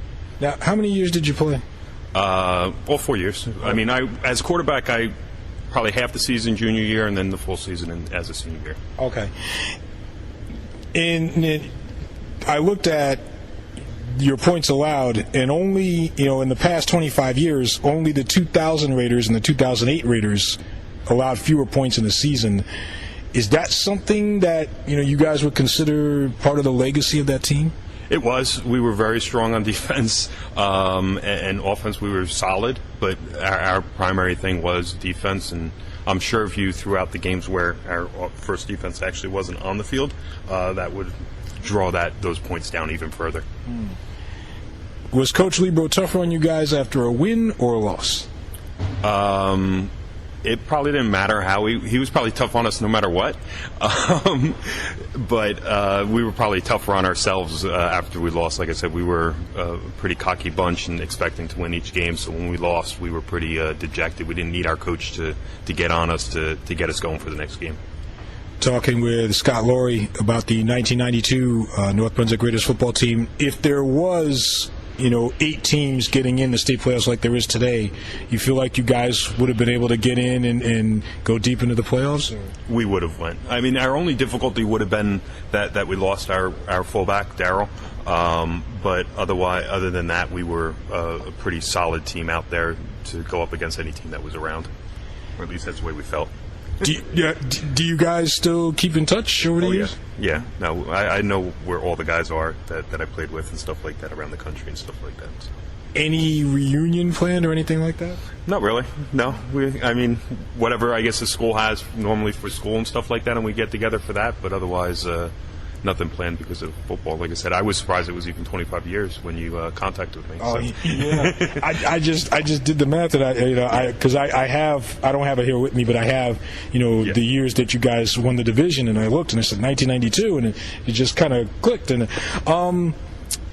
as far as where and I'll give you a free plug here to tell everybody what you're doing now, but. Where you said that you guys were a cocky bunch, I guess 25 years later, you probably, most of these guys are probably, either in business for themselves or have, high-ranking positions wherever. Are you almost, would it be a shock, I guess, to say that 25 years later, these guys are instrumental members of society? Did you think it would be like that, or did you think we were a bunch of cocky jocks out there, playing high school football? No, I think at the time everyone pretty much felt they were going to be successful in life afterwards, and say pretty much everyone lived up to that going forward into the future. So it was good. And tell everybody, especially in North Brunswick, what you're doing now. I'm a local real estate broker. We have 5 offices in central New Jersey with roughly about 160 agents working underneath us with us. And since I like you, how would people get in touch with you if they if they were interested in talking to you? You can reach out to us on our website, eracentral.com. That's the best way to reach out to us. Scott Laurie, again, of the 1992 North Brunswick Raiders football team quarterback, and like you said, if he threw the ball 5 times a game, he was happy with that. By the way, you watch today's team. Is it just a matter of time before you feel like things move in the right direction? I think so.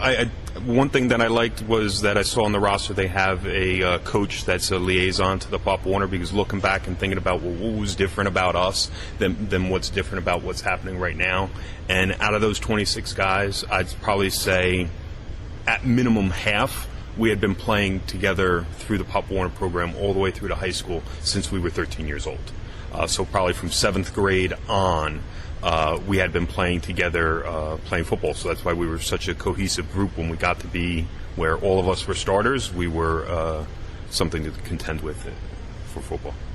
Scott Laurie, again, nice enough to join us here, so thanks, sir. And, obviously, like you said, 25 years goes by pretty quick, so congratulations on being one of those, like I said, one of those stalwarts here. And of course, I'll see you around. Good luck to you guys. Thank you very much. There you hear from Scott Laurie, quarterback of the 1992 North Brunswick Raiders, at their 25th year anniversary of winning the GMC White Division. And Scott was an integral part of that team, obviously, as the starting quarterback, and now doing real estate. Scott actually will be one of our sponsors coming up for next week for the state playoffs. Scott has agreed to pitch in for the state playoffs next week. Scott Laurie at ERA.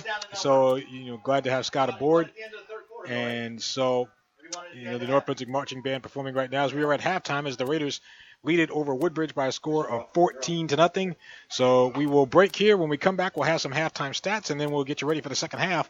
North Brunswick and Woodbridge here in the regular season finale. Let me see if I can find an update here from Sayreville.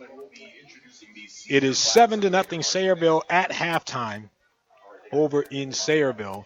So, again, if Sayreville wins that game, and if North Brunswick holds serve here and beats Woodbridge, then the Raiders will certainly move up in the Power Points chain in Central Jersey Group 5. The Raiders are aiming for a home game for next week, and they've got to get to 4th place in order to do that. So we'll see what happens. Of course, all of that will be settled by the end of the weekend here, probably on Sunday night sometime. You can check either Gridiron New Jersey or NJ.com or WCTC or whatever your favorite outlet is, and they'll get you updated on the PowerPoint situation going on, around the state. So with that being said, we will take our next break. And when we come back, we'll have some halftime stats, and we'll have you ready for the second half. North Brunswick and Woodbridge here from Steve Lebro Field. This is North Brunswick Raiders football, presented by the North Brunswick Baseball and Softball Association and Route 1 Dental on the King James Radio Network. The King James Radio Network is now accepting inquiries this summer to broadcast games on our King James Jr. channel. If you have a youth baseball, basketball, or football game in the state of New Jersey that you want to be heard on the air, please send an email to kingjamesradio1@gmail.com with the date and time that you're looking for, and we'll let you know if we can make it. Inquiries are not guaranteed to be accepted based on a combination of availability and first come, first serve. We look forward to broadcasting your game on King James Jr., a channel of the King James Radio Network at jamesisking.com. This week at Restoration Place, Patience Required by First Lady Darlene Bazemore. Even when you're at your last wit and end, we have to wait with patient endurance. Restoration Place, every Sunday at 10 p.m. Eastern at jamesisking.com. Your radio home for North Brunswick Raiders sports, Timothy Christian basketball, Restoration Place, the ladies of Our Turf football, the Jersey Basketball Association, and more is the King James Radio Network. Dana and Lisa here from Our Turf Football to tell you that the Our Turf podcast is up and running for the 2017 football season. Did you know that women make up over 45% of all NFL fans and counting? Here at Our Turf, we have our own take on what's happening around the National Football League with special features, previews, reports from our official fan reporters covering each team, and interviews with players and personalities who have the scoop on what's happening.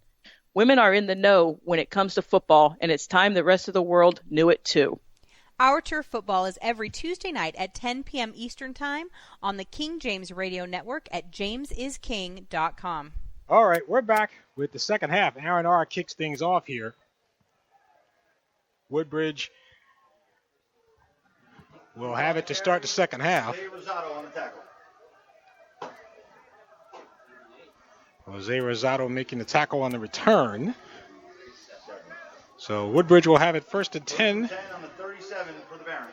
on their own 37-yard line. Raiders lead it 14-0. But the Barons will have it first. So first and 10 from the 37. We'll get you the halftime numbers here in just a moment. It looks like Ryan Hinkle is at quarterback. And he'll take the snap, drops back the pass, looking, throws it over the middle spiral, and it is intercepted. Wanza Fitzpatrick. Fitzpatrick gets the pick to start the second half. His first interception of the year. That one, a rainbow over the middle, and Fitzpatrick was right there to pick it off back at the Raider 33-yard line.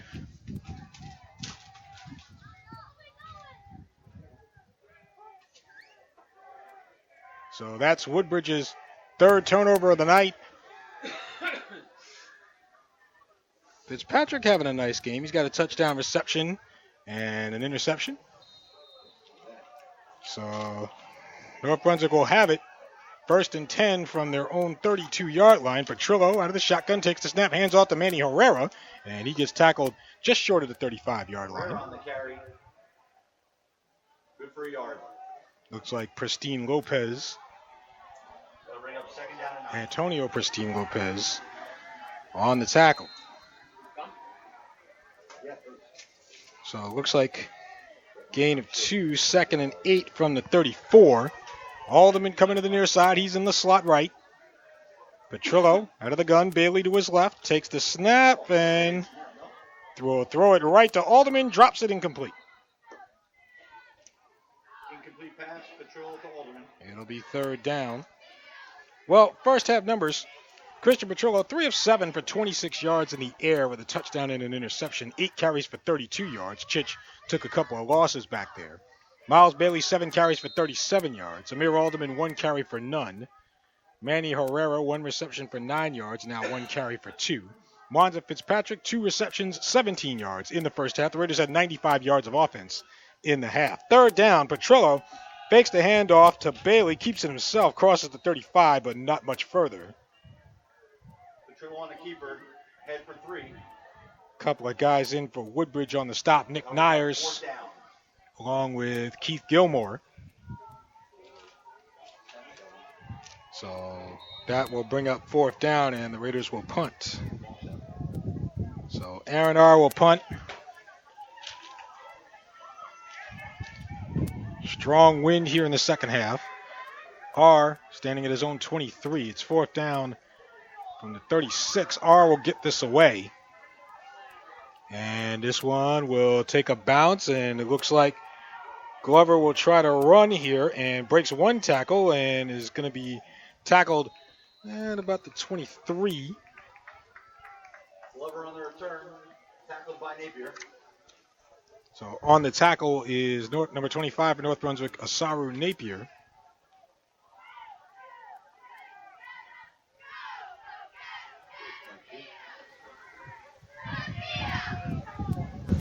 So it'll be first and 10 Woodbridge. Ball spotted First and 10 Woodbridge from the 22. back at the 22-yard line with 10:16 to go in the third quarter.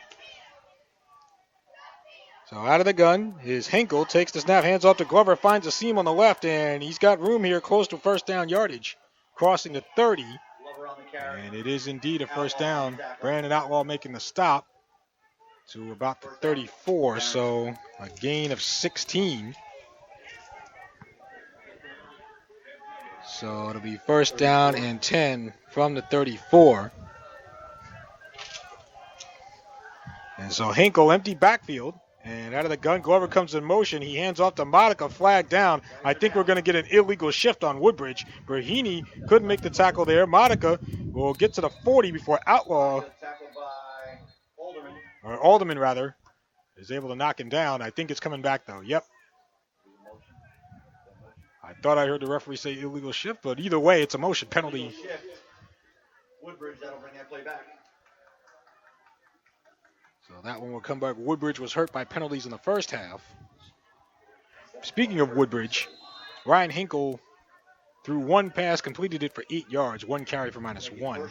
Kara Cooper, 9 carries for -34 yards. He was 1 of 1 in the air for 8 yards. Keyshawn Glover, 9 carries for 58 yards for Woodbridge. Chance Monica, 2 carries for 22. We'll get to the rest in a minute. Hinkle out of the gun, takes the snap, and he'll try to throw it. Throws it right, completes it to Monica at the 40, and he is crunched by Brahini and Fitzpatrick out of bounds. Tackled by Brahini and Fitzpatrick. Monica a little slow to get up, but he does. 13.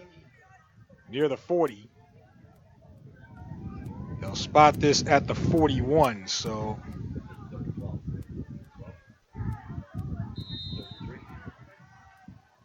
it'll be second down. And now handoff here going to, this is Glover. And he is wrapped up by Marcellus. Maybe got about a yard on the right hash.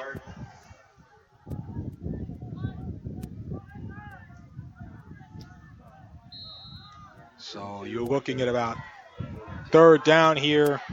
Gain of 1. Third down at the 42. Third and about 3. Third and 2 rather. And pitch to Glover. And it looks like he's got the first down at the 45 on the far side. Sean Brahini making the tackle. Brahini on the tackle. Glover on the carry. So that is indeed a first down. So that makes it 1st and 10. Woodbridge in a hurry-up offense. Ball at the 46-yard line. 1st and 10, 8:42 to go in the third. Hinkle out of the gun, and he'll hand off to Glover up the middle and gets to about the 48. Glover straight ahead, tackled by Szyminski. On the tackle for the Raiders, Tyrell Pereira, number 54. He is a sophomore. So ball spotted at the 49, gain of 3, 2nd and 7. And again, Woodbridge in a no huddle. Glover in the backfield. Hinkle out of the shotgun, takes the snap, dropping back, and 5-step drop, throws it right and completes it at the North Brunswick 45 to Monica. Brahini making the tackle at the 44. So another completion to Chance Monica.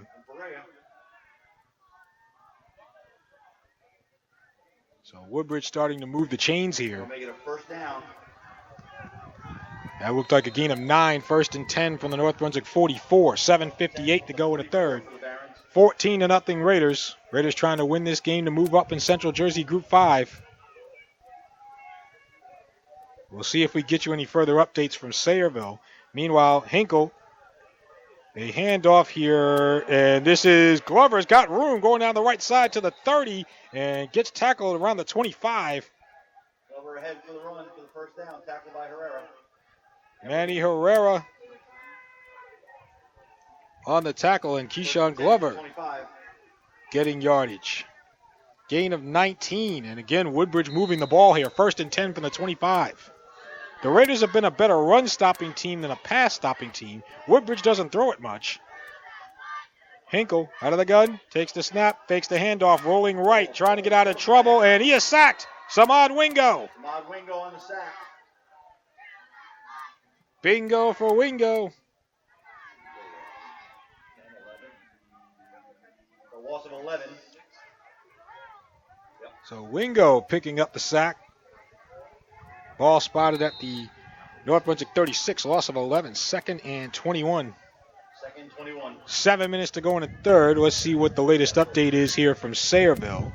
They started the second half, still 7-0. Sayreville in front.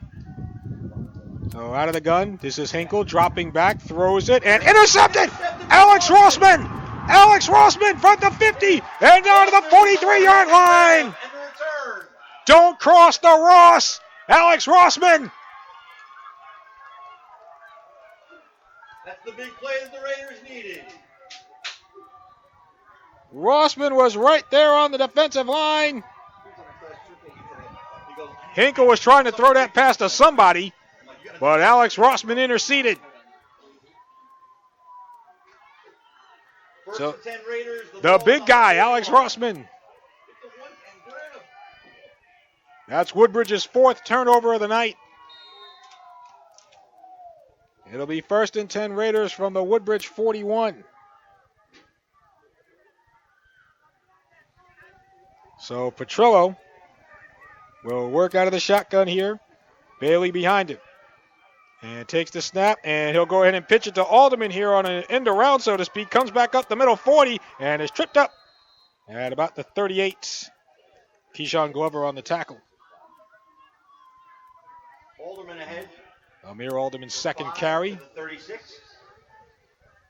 Let's see where they spot this. Yep, it's at the 36-yard line, so gain of 5, 2nd down and 5 from the 36. 6:13 to go in the 3rd. Raiders lead at 14-0. 4 wide receivers, 2 to each side. Bailey behind Petrillo out of the shotgun. Petrillo takes the snap and hands off to Bailey. Spins on the handoff and is stood up at the line of scrimmage. Nick Nyers. Miles Bailey ahead for 0 yards. And Bailey slow to get up. And we're going to get an injury timeout here. I know that Coach Saipot was concerned about Bailey's back before the game, and maybe that's manifesting itself here. Athletic trainer Jackie Morrison out to check on Bailey, and this might be the time to pull Miles out of there. You got a state playoff game next week. He's got 1,100 yards on the season. And yes, you want to win the game. Yes, you want to move up in position, but no need to risk it here. You got a 14-0 lead in the 3rd quarter. I know that Coach Saipot said he wasn't going to have Miles playing defense tonight. Wanza Fitzpatrick in there instead. But Bailey, a major concern for the Raiders here on the turf. And you look like he got twisted around on that tackle. So they spot the ball on the 36, no gain. It'll be 3rd and 5 from the Woodbridge 36, but the much bigger concern is Miles Bailey, Woodbridge head coach Kevin Coleman even coming over, and now athletic director Lou Emanuel. Like I said, as Bailey will walk off here, I wouldn't be surprised if Bailey doesn't take another snap tonight.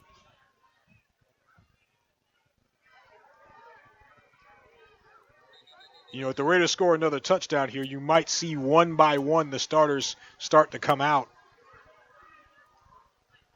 Off the interception from Alex Rossman.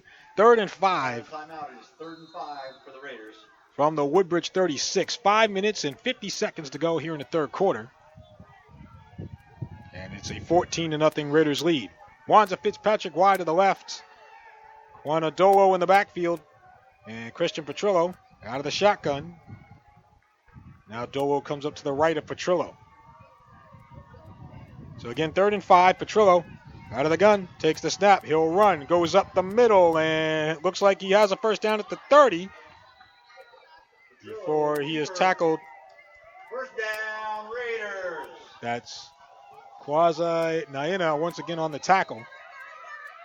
They'll spot it at the 29. Gain of 7, 1st down and 10. 10 at the 29. So 1st and 10 from the 29. So Petrillo will work out of the gun, takes the snap, hands off to Dolo, trips over Petrillo, but he gets at least back to the line of scrimmage, it looks like. So a little bit of a tangling of the feet there on the exchange. Dolo ahead for no gain. So no gain for Dolo. It'll be 2nd down and 10 from the 29. Clock runs, which probably is one of the more important factors here. 4:44 to go in the 3rd. Clock running from a Raiders standpoint, I mean. As Petrillo, the Raiders want to run this thing out and go home and get ready for the state playoffs. As Dolo to the right of Petrillo. Takes the snap, drops back, looking, throws it right, completes it to Aaron R. just short of the 25-yard line. He's tackled out of bounds. Chance Monica on the tackle. 5 yards to the 25. They'll spot this at the 26, it looks like. So call it a gain of 3. We'll call it 3rd and a short 7 from the 26. With 3:56 left in the 3rd. Dolo out. Brandon Outlaw in. So 3rd down and 7 from the 26. Outlaw to the left of Petrillo. Out of the gun, Petrillo rolling left, pitches to Outlaw, and gets inside the 25 to about the 23. Nick Nyers and Antoine Hall wrap him up. Outlaw on the carry. Carries for 2 yards. Made it 4th and 4.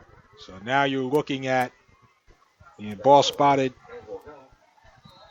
at the 23, so 4th and 4.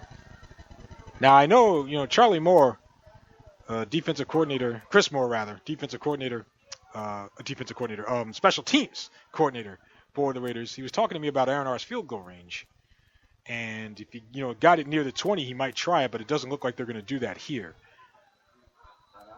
And we're going to get a timeout. Maybe the Raiders want to think about it. Timeout, Raiders. Yep, so maybe they'll talk it over here. So with 3:01 to go in the 3rd, North Brunswick 14, Woodbridge nothing. And of course, we'll come back. We'll get you an update from Sayreville in a moment on the King James Radio Network. This week at Restoration Place, patience required by First Lady Darlene Bazemore. Even when you're at your last wit and end, we have to wait with patient endurance. Restoration Place, every Sunday at 10 p.m. Eastern at jamesisking.com. All right, update from Sayreville. Old Bridge has tied the game. A 33-yard touchdown pass. And it is 7-7 with 10-11 left in the 3rd quarter over in Sayreville. And again, Sayreville has to beat Old Bridge for the Raiders to have a realistic chance to advance in the bracket of Central Jersey Group 5. It'll be 4th down and 4 from the 23-yard line here for North Brunswick from the Woodbridge 23. House formation around Christian Petrillo. Brandon Outlaw, the deep back. Petrillo takes the snap, fakes the handoff to Outlaw, drops back, throws it over the middle, end zone, and incomplete intended for Mwanza Fitzpatrick. And Fitzpatrick comes up slightly hobbling, but he appears to be all right. And so the Raiders turn it over on downs. I'll turn the ball over on downs to Woodbridge. 1st and 10 from the 25. So the Barons will have it 1st and 10 at their own 24-yard line. Normally I like to have the window open when I do the game, but with the wind blowing in here, forget it. 1st and 10 from the 24. As Ryan Hinkle will work out of the gun, takes the snap, 3-step drop, throws it right, completes it to Glover at the 30. He's tackled at about the 36. Hinkle to Glover. 12-yard pickup. Berhini and Alderman on the tackle. And so, again, Woodbridge will run a no-huddle, similar to the Raiders here. So, gain of 12, 1st down and 10 from the 36. 2:40 to go in the 3rd. Raiders up 14-0. Hinkle takes the snap and hands off, going right around the edge to the 45. Knocks over the chain gang there. About the 47. Leon on the carry. 1st down Barons. Jose Leon on the carry for Woodbridge. Ball spotted at the 48, so a gain of 12. 1st and 10 from the 48. And handoff straight up the middle as Glover spinning his way into North Brunswick territory and gets all the way to the Raider 40. Tackled by Outlaw. Another Barons 1st down. Another big run for Keyshawn Glover. And again, the Barons moving the chains. 1st down and 10. They just haven't been able to manifest them into points. Gain of 10. 1st down and 10 at the Raider 38.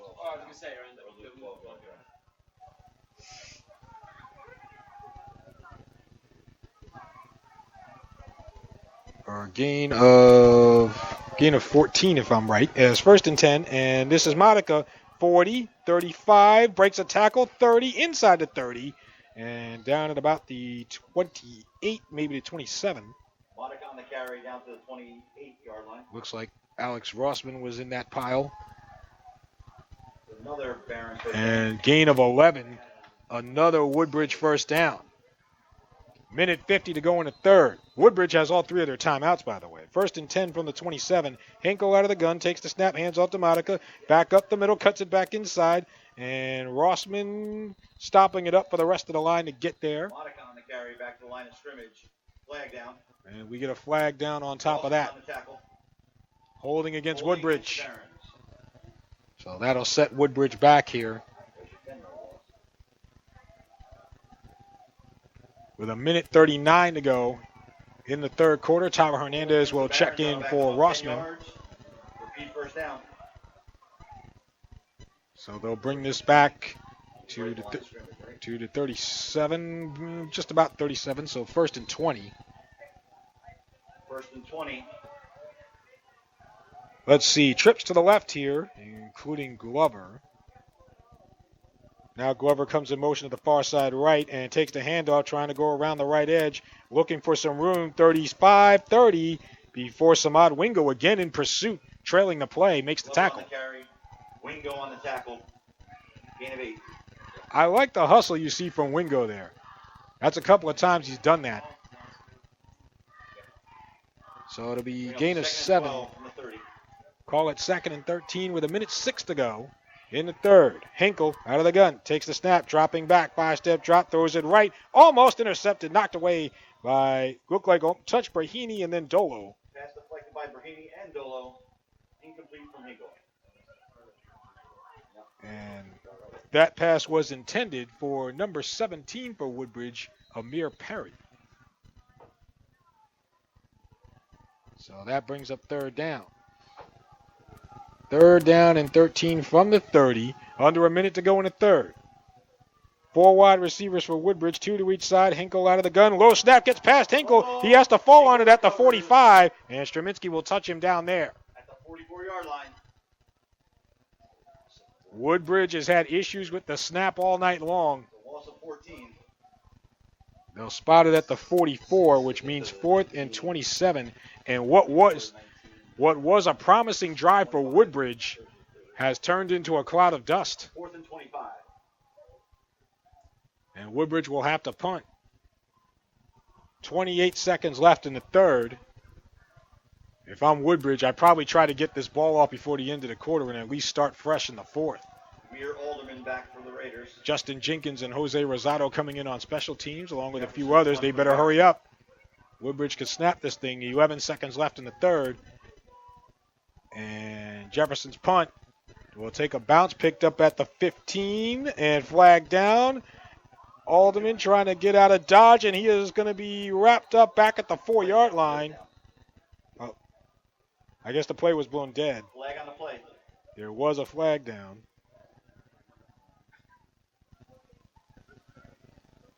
So we'll see what we got here. Yeah. No, it's down over there. I can't see the ref. With no time left on the clock here in the third, so that would be the final play of the quarter. And the referees will talk it over here.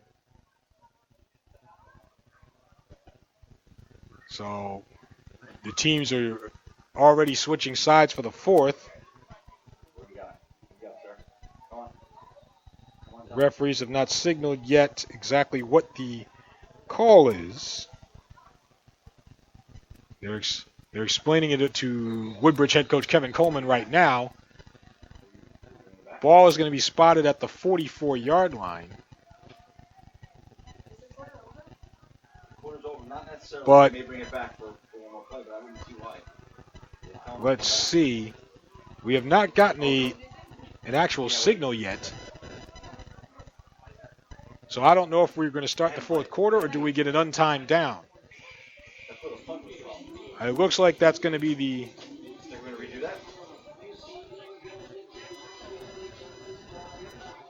It looks like they are going to re-kick it. Yep, they're going to re-kick it. Alderman back deep. So it's back at the line of scrimmage. Back at the Woodbridge 44. Again, Jefferson will punt. Tries to angle this towards the far side. Alderman catches it at the 18. He's wrapped up. Alderman returned for no yards. That's Jesus Cabrera on the tackle, and that is the end of the third quarter. All right, so we have played 3. North Brunswick going to try to finish this thing off. They lead it 14-0 over Woodbridge. We'll take a break, and we will come back here to Steve Lebow Field in just a moment. This is North Brunswick Raiders football on the King James Radio Network. We come back now for the fourth quarter. And it'll be 1st and 10 North Brunswick from their own 19-yard line with a 14-0 lead the Raiders have as they go for their 6th straight win. House formation around Christian Petrillo. Miles Bailey back in, gets the handoff, crosses the 25, or crosses the 20, gets to the 23. Bailey ahead for the carry. Takes to the 24-yard line. So they'll spot it at the 24, gain of 5. Gain of 5. And 2nd down and 5 from the 24. Opening minute of the fourth quarter. Wanza Fitzpatrick wide to the left. Again, house formation to kill Jarawala in there. Bailey is the deep back. Dolo to the right, Jarawala to the left. Jarawala, of course, one of the seniors, the 11 seniors on senior night. As Petrillo calling signals. I think the Raiders might want to run some time off here. Out of the gun, takes the snap, hands off to Bailey, dances his way up the middle, and he's going to be tackled maybe a yard or two. Bailey in the first half had 7 carries for 37 yards. So not much there for Bailey tonight. Make it 3rd and 4 for the Raiders. Looks like ball spotted at the 25, gain of 1, 3rd and 4 from the 25. Again, house formation here around Petrillo. This time Jarawala to the right, Dolo to the left, Bailey in the backfield. Petrillo, again calling signals. And taking his time here. And out of the gun, takes the snap and fakes the handoff, rolls left, throws it left, completes it to Dolo across the 30, and out of bounds at about the 37. Kwana Dolo. Keyshawn Glover forces him out. Petrillo to Dolo for 14 yards. So again, a big 3rd down conversion. Down Raiders. And even with Dolo going out of bounds, it keeps the ball in the Raiders' possession, which will allow them to move the clock down even further. Gain of 14, 1st and 10 now from the North Brunswick 39. Little confusion here. I see Fitzpatrick. Okay, now he's going wide to the right. Again, house formation. Jarawala to the left, Dolo to the right, Bailey in the backfield on 1st and 10. Petrillo takes the snap, pitches to Bailey. He goes right, and he'll cross the 40, going around the edge, 45, sideline, 50, forced out of bounds by Glover in Woodbridge territory. Bailey on the run, picked up 15. Let's check the flag. And a flag down on the play. Holding against the Raiders. And it's going to come back. A holding call against North Brunswick. The Raiders, for the most part, have avoided the costly penalty tonight. Ball spotted at the 36, so we'll call it 1st and 13. 13. Got to get to the 49-yard line here with 10:13 left in the fourth. Herrera and R wide to the right. Alderman in the slot left here to the near side. Dolo in the backfield, and we get a whistle, and Woodbridge will call a timeout. So each team has used a timeout here. 2 minutes into the fourth quarter. 14-0 Raiders as they look towards the state playoffs. We'll be back on the King James Radio Network. Listeners of the King James Radio Network can visit the King James Radio Network shop at jamesisking.com and get $10 off of your purchase with no expiration dates and no limits. Right at the top of the homepage is the My Locker icon. Click and customize your own KJRN gear from there, then use the code listed on the website for your discount. Sweaters, t-shirts, hats, bags, and all kinds of apparel to give you the look of a top-notch team or a top-notch individual. Thank you for checking out the KJRN shop at My Locker, only at jamesisking.com. We come back to Steve Lebro Field. 10:03 to go in the fourth quarter. Raiders lead it 14-0. Old Bridge. Update from Sayreville. Old Bridge fumbled on the Sayreville 1-yard line. So the Raiders catching a break there. It is 1st down and 13 from the 36. Petrillo takes the snap, rolls right, crosses the 40, gets to about the 41. Outside the right hash mark, tackled there. Petrillo pops up out of the pile. So you're looking at 2nd and 8. They'll spot it at the 42, so give him another yard. So 2nd and 7 from the 42. And the clock continues to run. 9:36 to go in the fourth. Woodbridge now with 2 timeouts after calling that last one. So Bailey to the right of Petrillo. And Petrillo will look to the sideline here, and offensive coordinator Pouchon Brown. And so the Raiders will have to hurry to get this snap off. And Petrillo takes the snap, hands off to Bailey, and maybe to the line of scrimmage. That's about it before the Woodbridge interior takes over. Bailey ahead, no gain. So no gain for Bailey.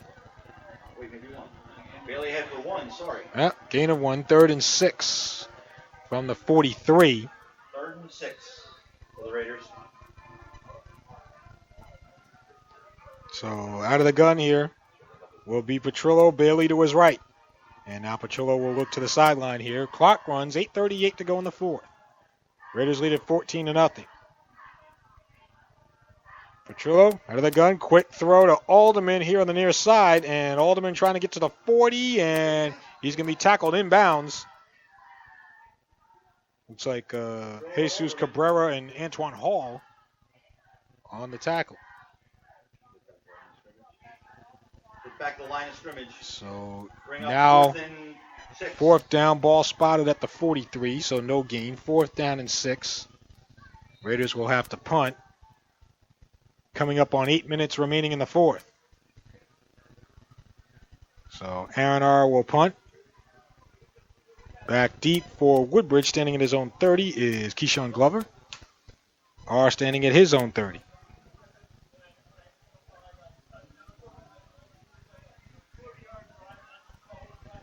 So we'll just wait for R to get this one away. Gets the snap and gets off a good kick here, but it'll land in the sideline right around they'll back it up to the 20, drum roll, 25, 26, 27, 28. I think even the ref was exhausted looking at that. 28. 1st and 10, Barons from the 28. So Woodbridge will have it. 1st and 10 from their own 28-yard line with 7:33 to go in the fourth quarter. 29-yard kick from R. The Raiders lead at 14-0. Last year on senior night, the Raiders beat Perth Amboy for their only win of the year. Not the case this year. Raiders looking for their 6th straight. Hinkle out of the shotgun here, and they'll hand off. And Brahini trying to make the tackle at the 30-yard line. The ball carrier Leon on the carry. is Jose Leon. Up about 2. Brahini on the tackle. And clock continues to run with 7:15 left. They'll spot this at the 30, so 2nd down and 8 for Woodbridge. Woodbridge has moved the ball at times, but have not been able to finish drives.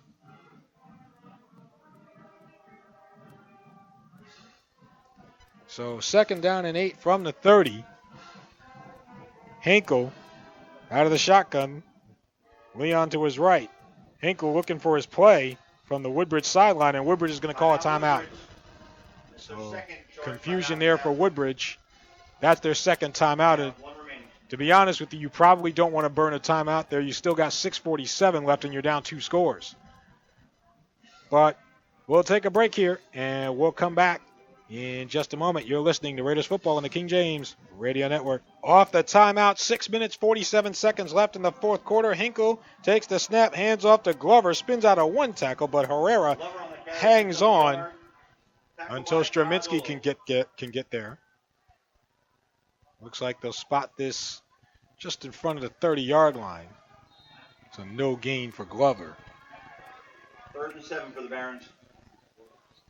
So we'll call it 3rd and a short 8, if you will. 6:20 to go in the fourth. Out of the gun. Hinkle drops back, throws it right, and tip ball, and incomplete. Brahini and Divine Santiago were battling for the ball, and it fell to the turf. 4th down.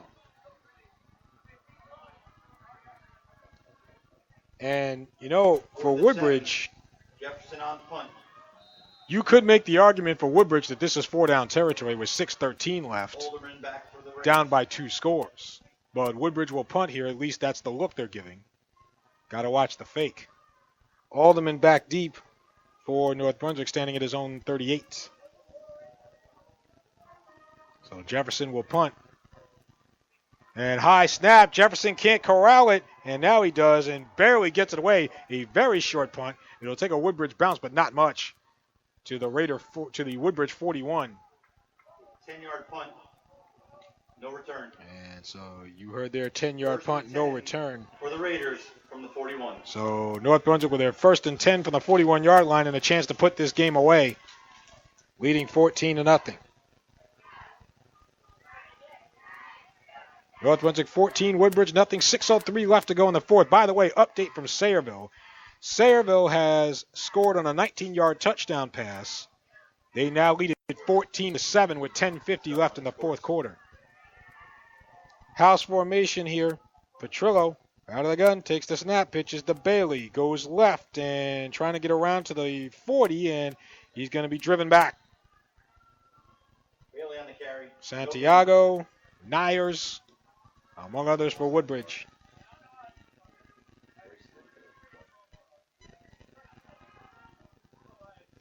And the loss of about half a yard there for Bailey. We'll call it 2nd and 11 from the Woodbridge 42.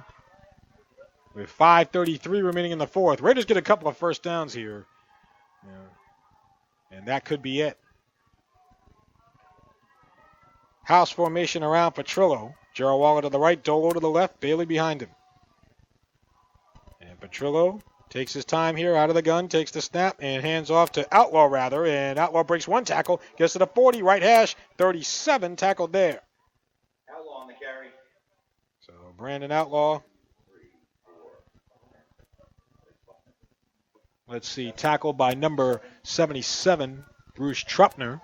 Outlaw for 5 to the 37. So ball spotted at the 37-yard line. Gain of 5 brings up 3rd and 6. Clock running, 4:46 to go in the 4th. So the Raiders slowly but surely running the clock out. 9:16 left in Sayreville. And Sayreville leads at 14-7. So if everything holds up, if the Raiders hold serve here and Sayreville holds serve over Old Bridge, and we're going to get a whistle, and it looks like the Raiders will call a timeout. But if everything, we'll keep it here, but if everything holds serve, then the Raiders will have a chance to move up the standings in Central Jersey Group 5. We'll let you know. We will be, for the first time ever in the 6-year history of the network, we'll be doing state playoff football next week, whether it be here or wherever. We'll let you know on our Facebook page under King James Radio Network, exactly time and place and all of that. And again, for those of you PowerPoints gurus out there, check your local listings. You know where to look. But 3rd and 6 it'll be for the Raiders from the Woodbridge 37. Now, I'm sure in this game, you're probably happy with some things if you're Mike Saipod and probably unhappy with some other things. You'll be happy to get the win. Trips to the left. And Petrillo out of the gun, rolling left and being chased, coming to the near side, throws it out of bounds, incomplete, over the head of Herrera. I think Chich just wanted to get rid of that one. It'll be 4th down and 6. Interesting call for the Raiders here. 4th and 6 from the 37, from the Woodbridge 37. They'll bring up 4th down. Looks like they will punt. Aaron R. R is on the punt. Will punt here, and back deep for Woodbridge will be Keyshawn Glover. He's standing inside the 10. 4:19 remaining in the 4th. So R will punt. And this is a fake throw and incomplete. Fake punt, no good. There's a flag down on the field, though. We do get a flag. Down on the field. I believe. I wasn't sure if that was Gerald Waller that caught the fake and tried to throw it. Brahini, that was my second guess. Holding against Woodbridge. First down. So, on the fake punt, they do manage to draw a holding call from Woodbridge. Pass was incomplete, but On the penalty, it is first down, Raiders. And that's a big first down for North Brunswick because it will allow them to run at least a couple of more minutes off the clock with 4 minutes and 14 seconds remaining. First and 10, Raiders from the 27. Ball spotted at the 27-yard line, so a 10-yard penalty, first down and 10. And that could be the beginning of the end. And now a flag comes down here before the Raiders get set. Sideline warning against Woodbridge. Against Woodbridge. So no loss of yards there, just a warning. First and 10 from the 27. So house formation for Petrillo, as he'll call out his play here. So the Raiders, basically with another first down here, could probably put this away. Out of the gun, Petrillo takes the snap, hands off. This will be Outlaw to the left side, crosses the 25 down to about the 21. Outlaw ahead to the 21. Tackled there by Naina. Outlaw, been a nice change of pace for the Raiders here. And again, I think, Miles Bailey might be done for the night, and wisely so. So ball at the 21, second and 4. I'll see if I can get you anything from Sayreville here in a second as Petrillo with a house formation. Dover to the left, Gerald Waller to the right. Out of the gun, hands off to Outlaw and gets to the 20 on the left side. And still moving. Ball pop, loose fumble. Woodbridge has it. Keyshawn Glover will wait. Yep, it is Woodbridge ball. Outlaw fighting for those extra yards, and the ball was knocked loose, and Keyshawn Glover comes up with it. And Woodbridge on life support right now gets the turnover. That's North Brunswick's second. Woodbridge has 4. For 6. Then fumbles. Woodbridge will take over first down. So not exactly a crisp game in terms of ball security on either side. So it'll be first and 10 Woodbridge from the 17-yard line. Last chance here for the Barons. With 3:25 remaining in the fourth. Update here, Old Bridge has just scored a touchdown. So we'll get you more on that in a second. As out of the gun, Hinkle rolling left, looking, and he's going to be sacked. Wingo sacks Hinkle. Samad Wingo with another one. Loss of 7. Back to the 10-yard line. I tell you what, Wingo has really paid dividends for the Raiders this year. Ball spotted back towards the 10-yard line. Second and 17 from the 10. 2:59 remaining in the fourth.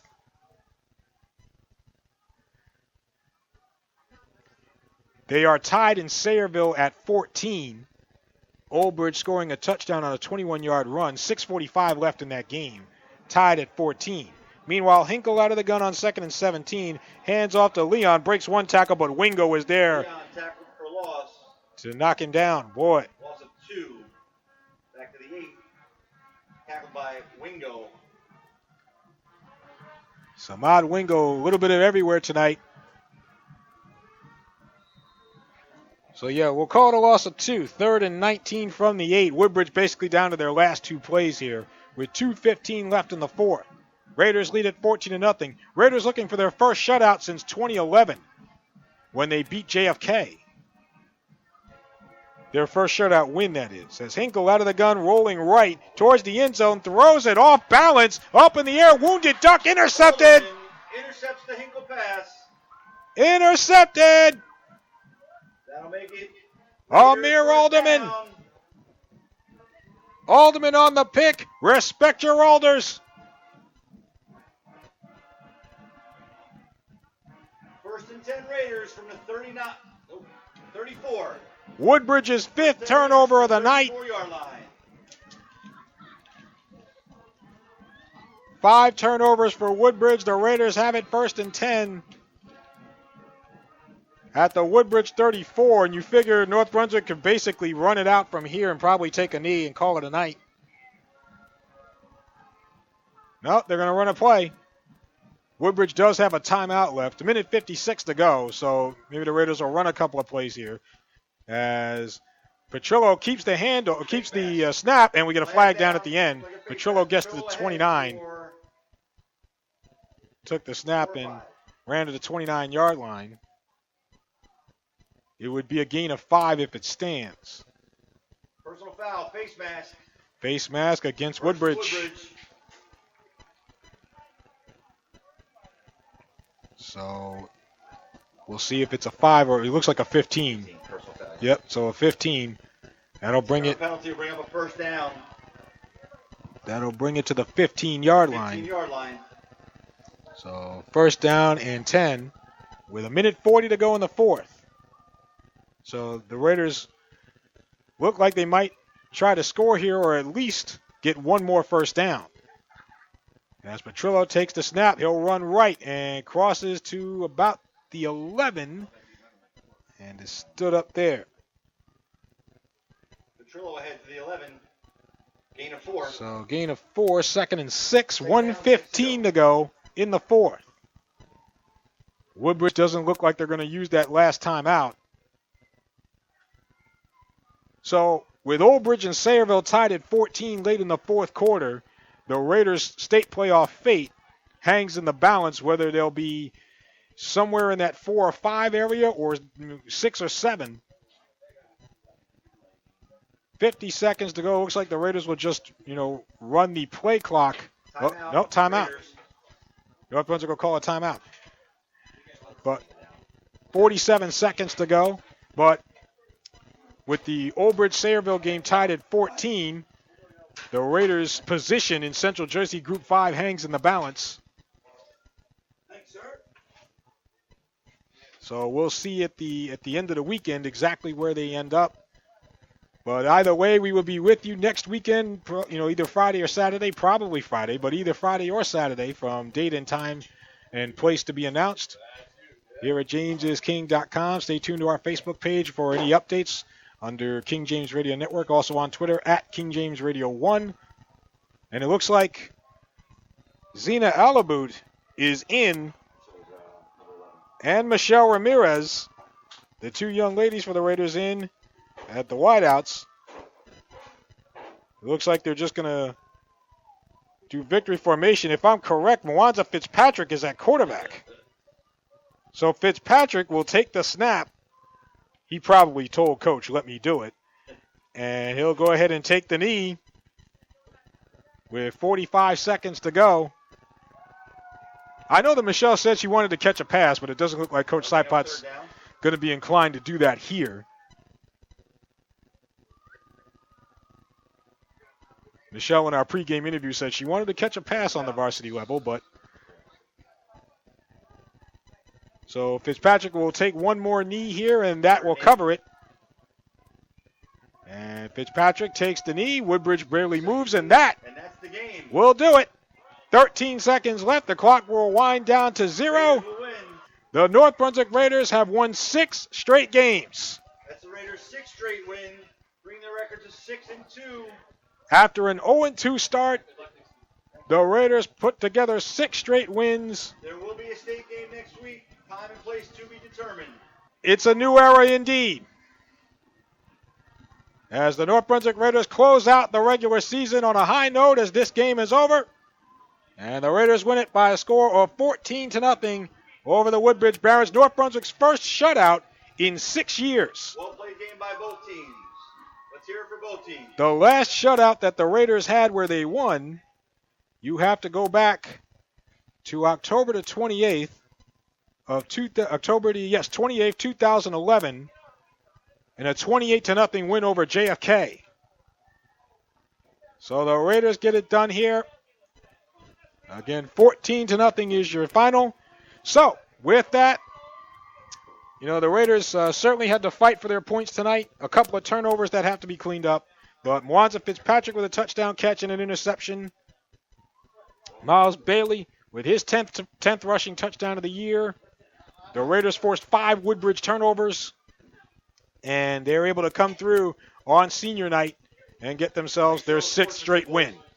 Our next broadcast of North Brunswick Raiders football on the King James Radio Network is to be announced either next Friday, November the 10th, or next Saturday, November the 11th. We'll let you know on our Facebook page and on Twitter. Again, King James Radio Network on Facebook and Twitter at King James Radio 1. So we'll let you know all of that information, game time, and our Raiders Live pregame and everything else. So my thanks to head coach Mike Sipot and his staff. And again, Jason Swain here to my right, filling in for the legendary Joel Chesler. And again, tough shoes to fill, but admirable job. So, with that being said, until next weekend, this is Corbett Thompson saying goodbye, Godspeed. We thank you for listening to North Brunswick Raiders football here on the King James Radio Network. Let's see one final update here from Sayreville. Sayreville was forced to punt, so Old Bridge will have the ball late in the fourth quarter, tied at 14. So we'll see what happens there. But goodbye, Godspeed. We'll talk to you later here next weekend. Your final score, the Raiders win their 6th straight. First 6-game winning streak since 2003. They win it 14-0 over Woodbridge, the Woodbridge Barrons. You folks, have a good night.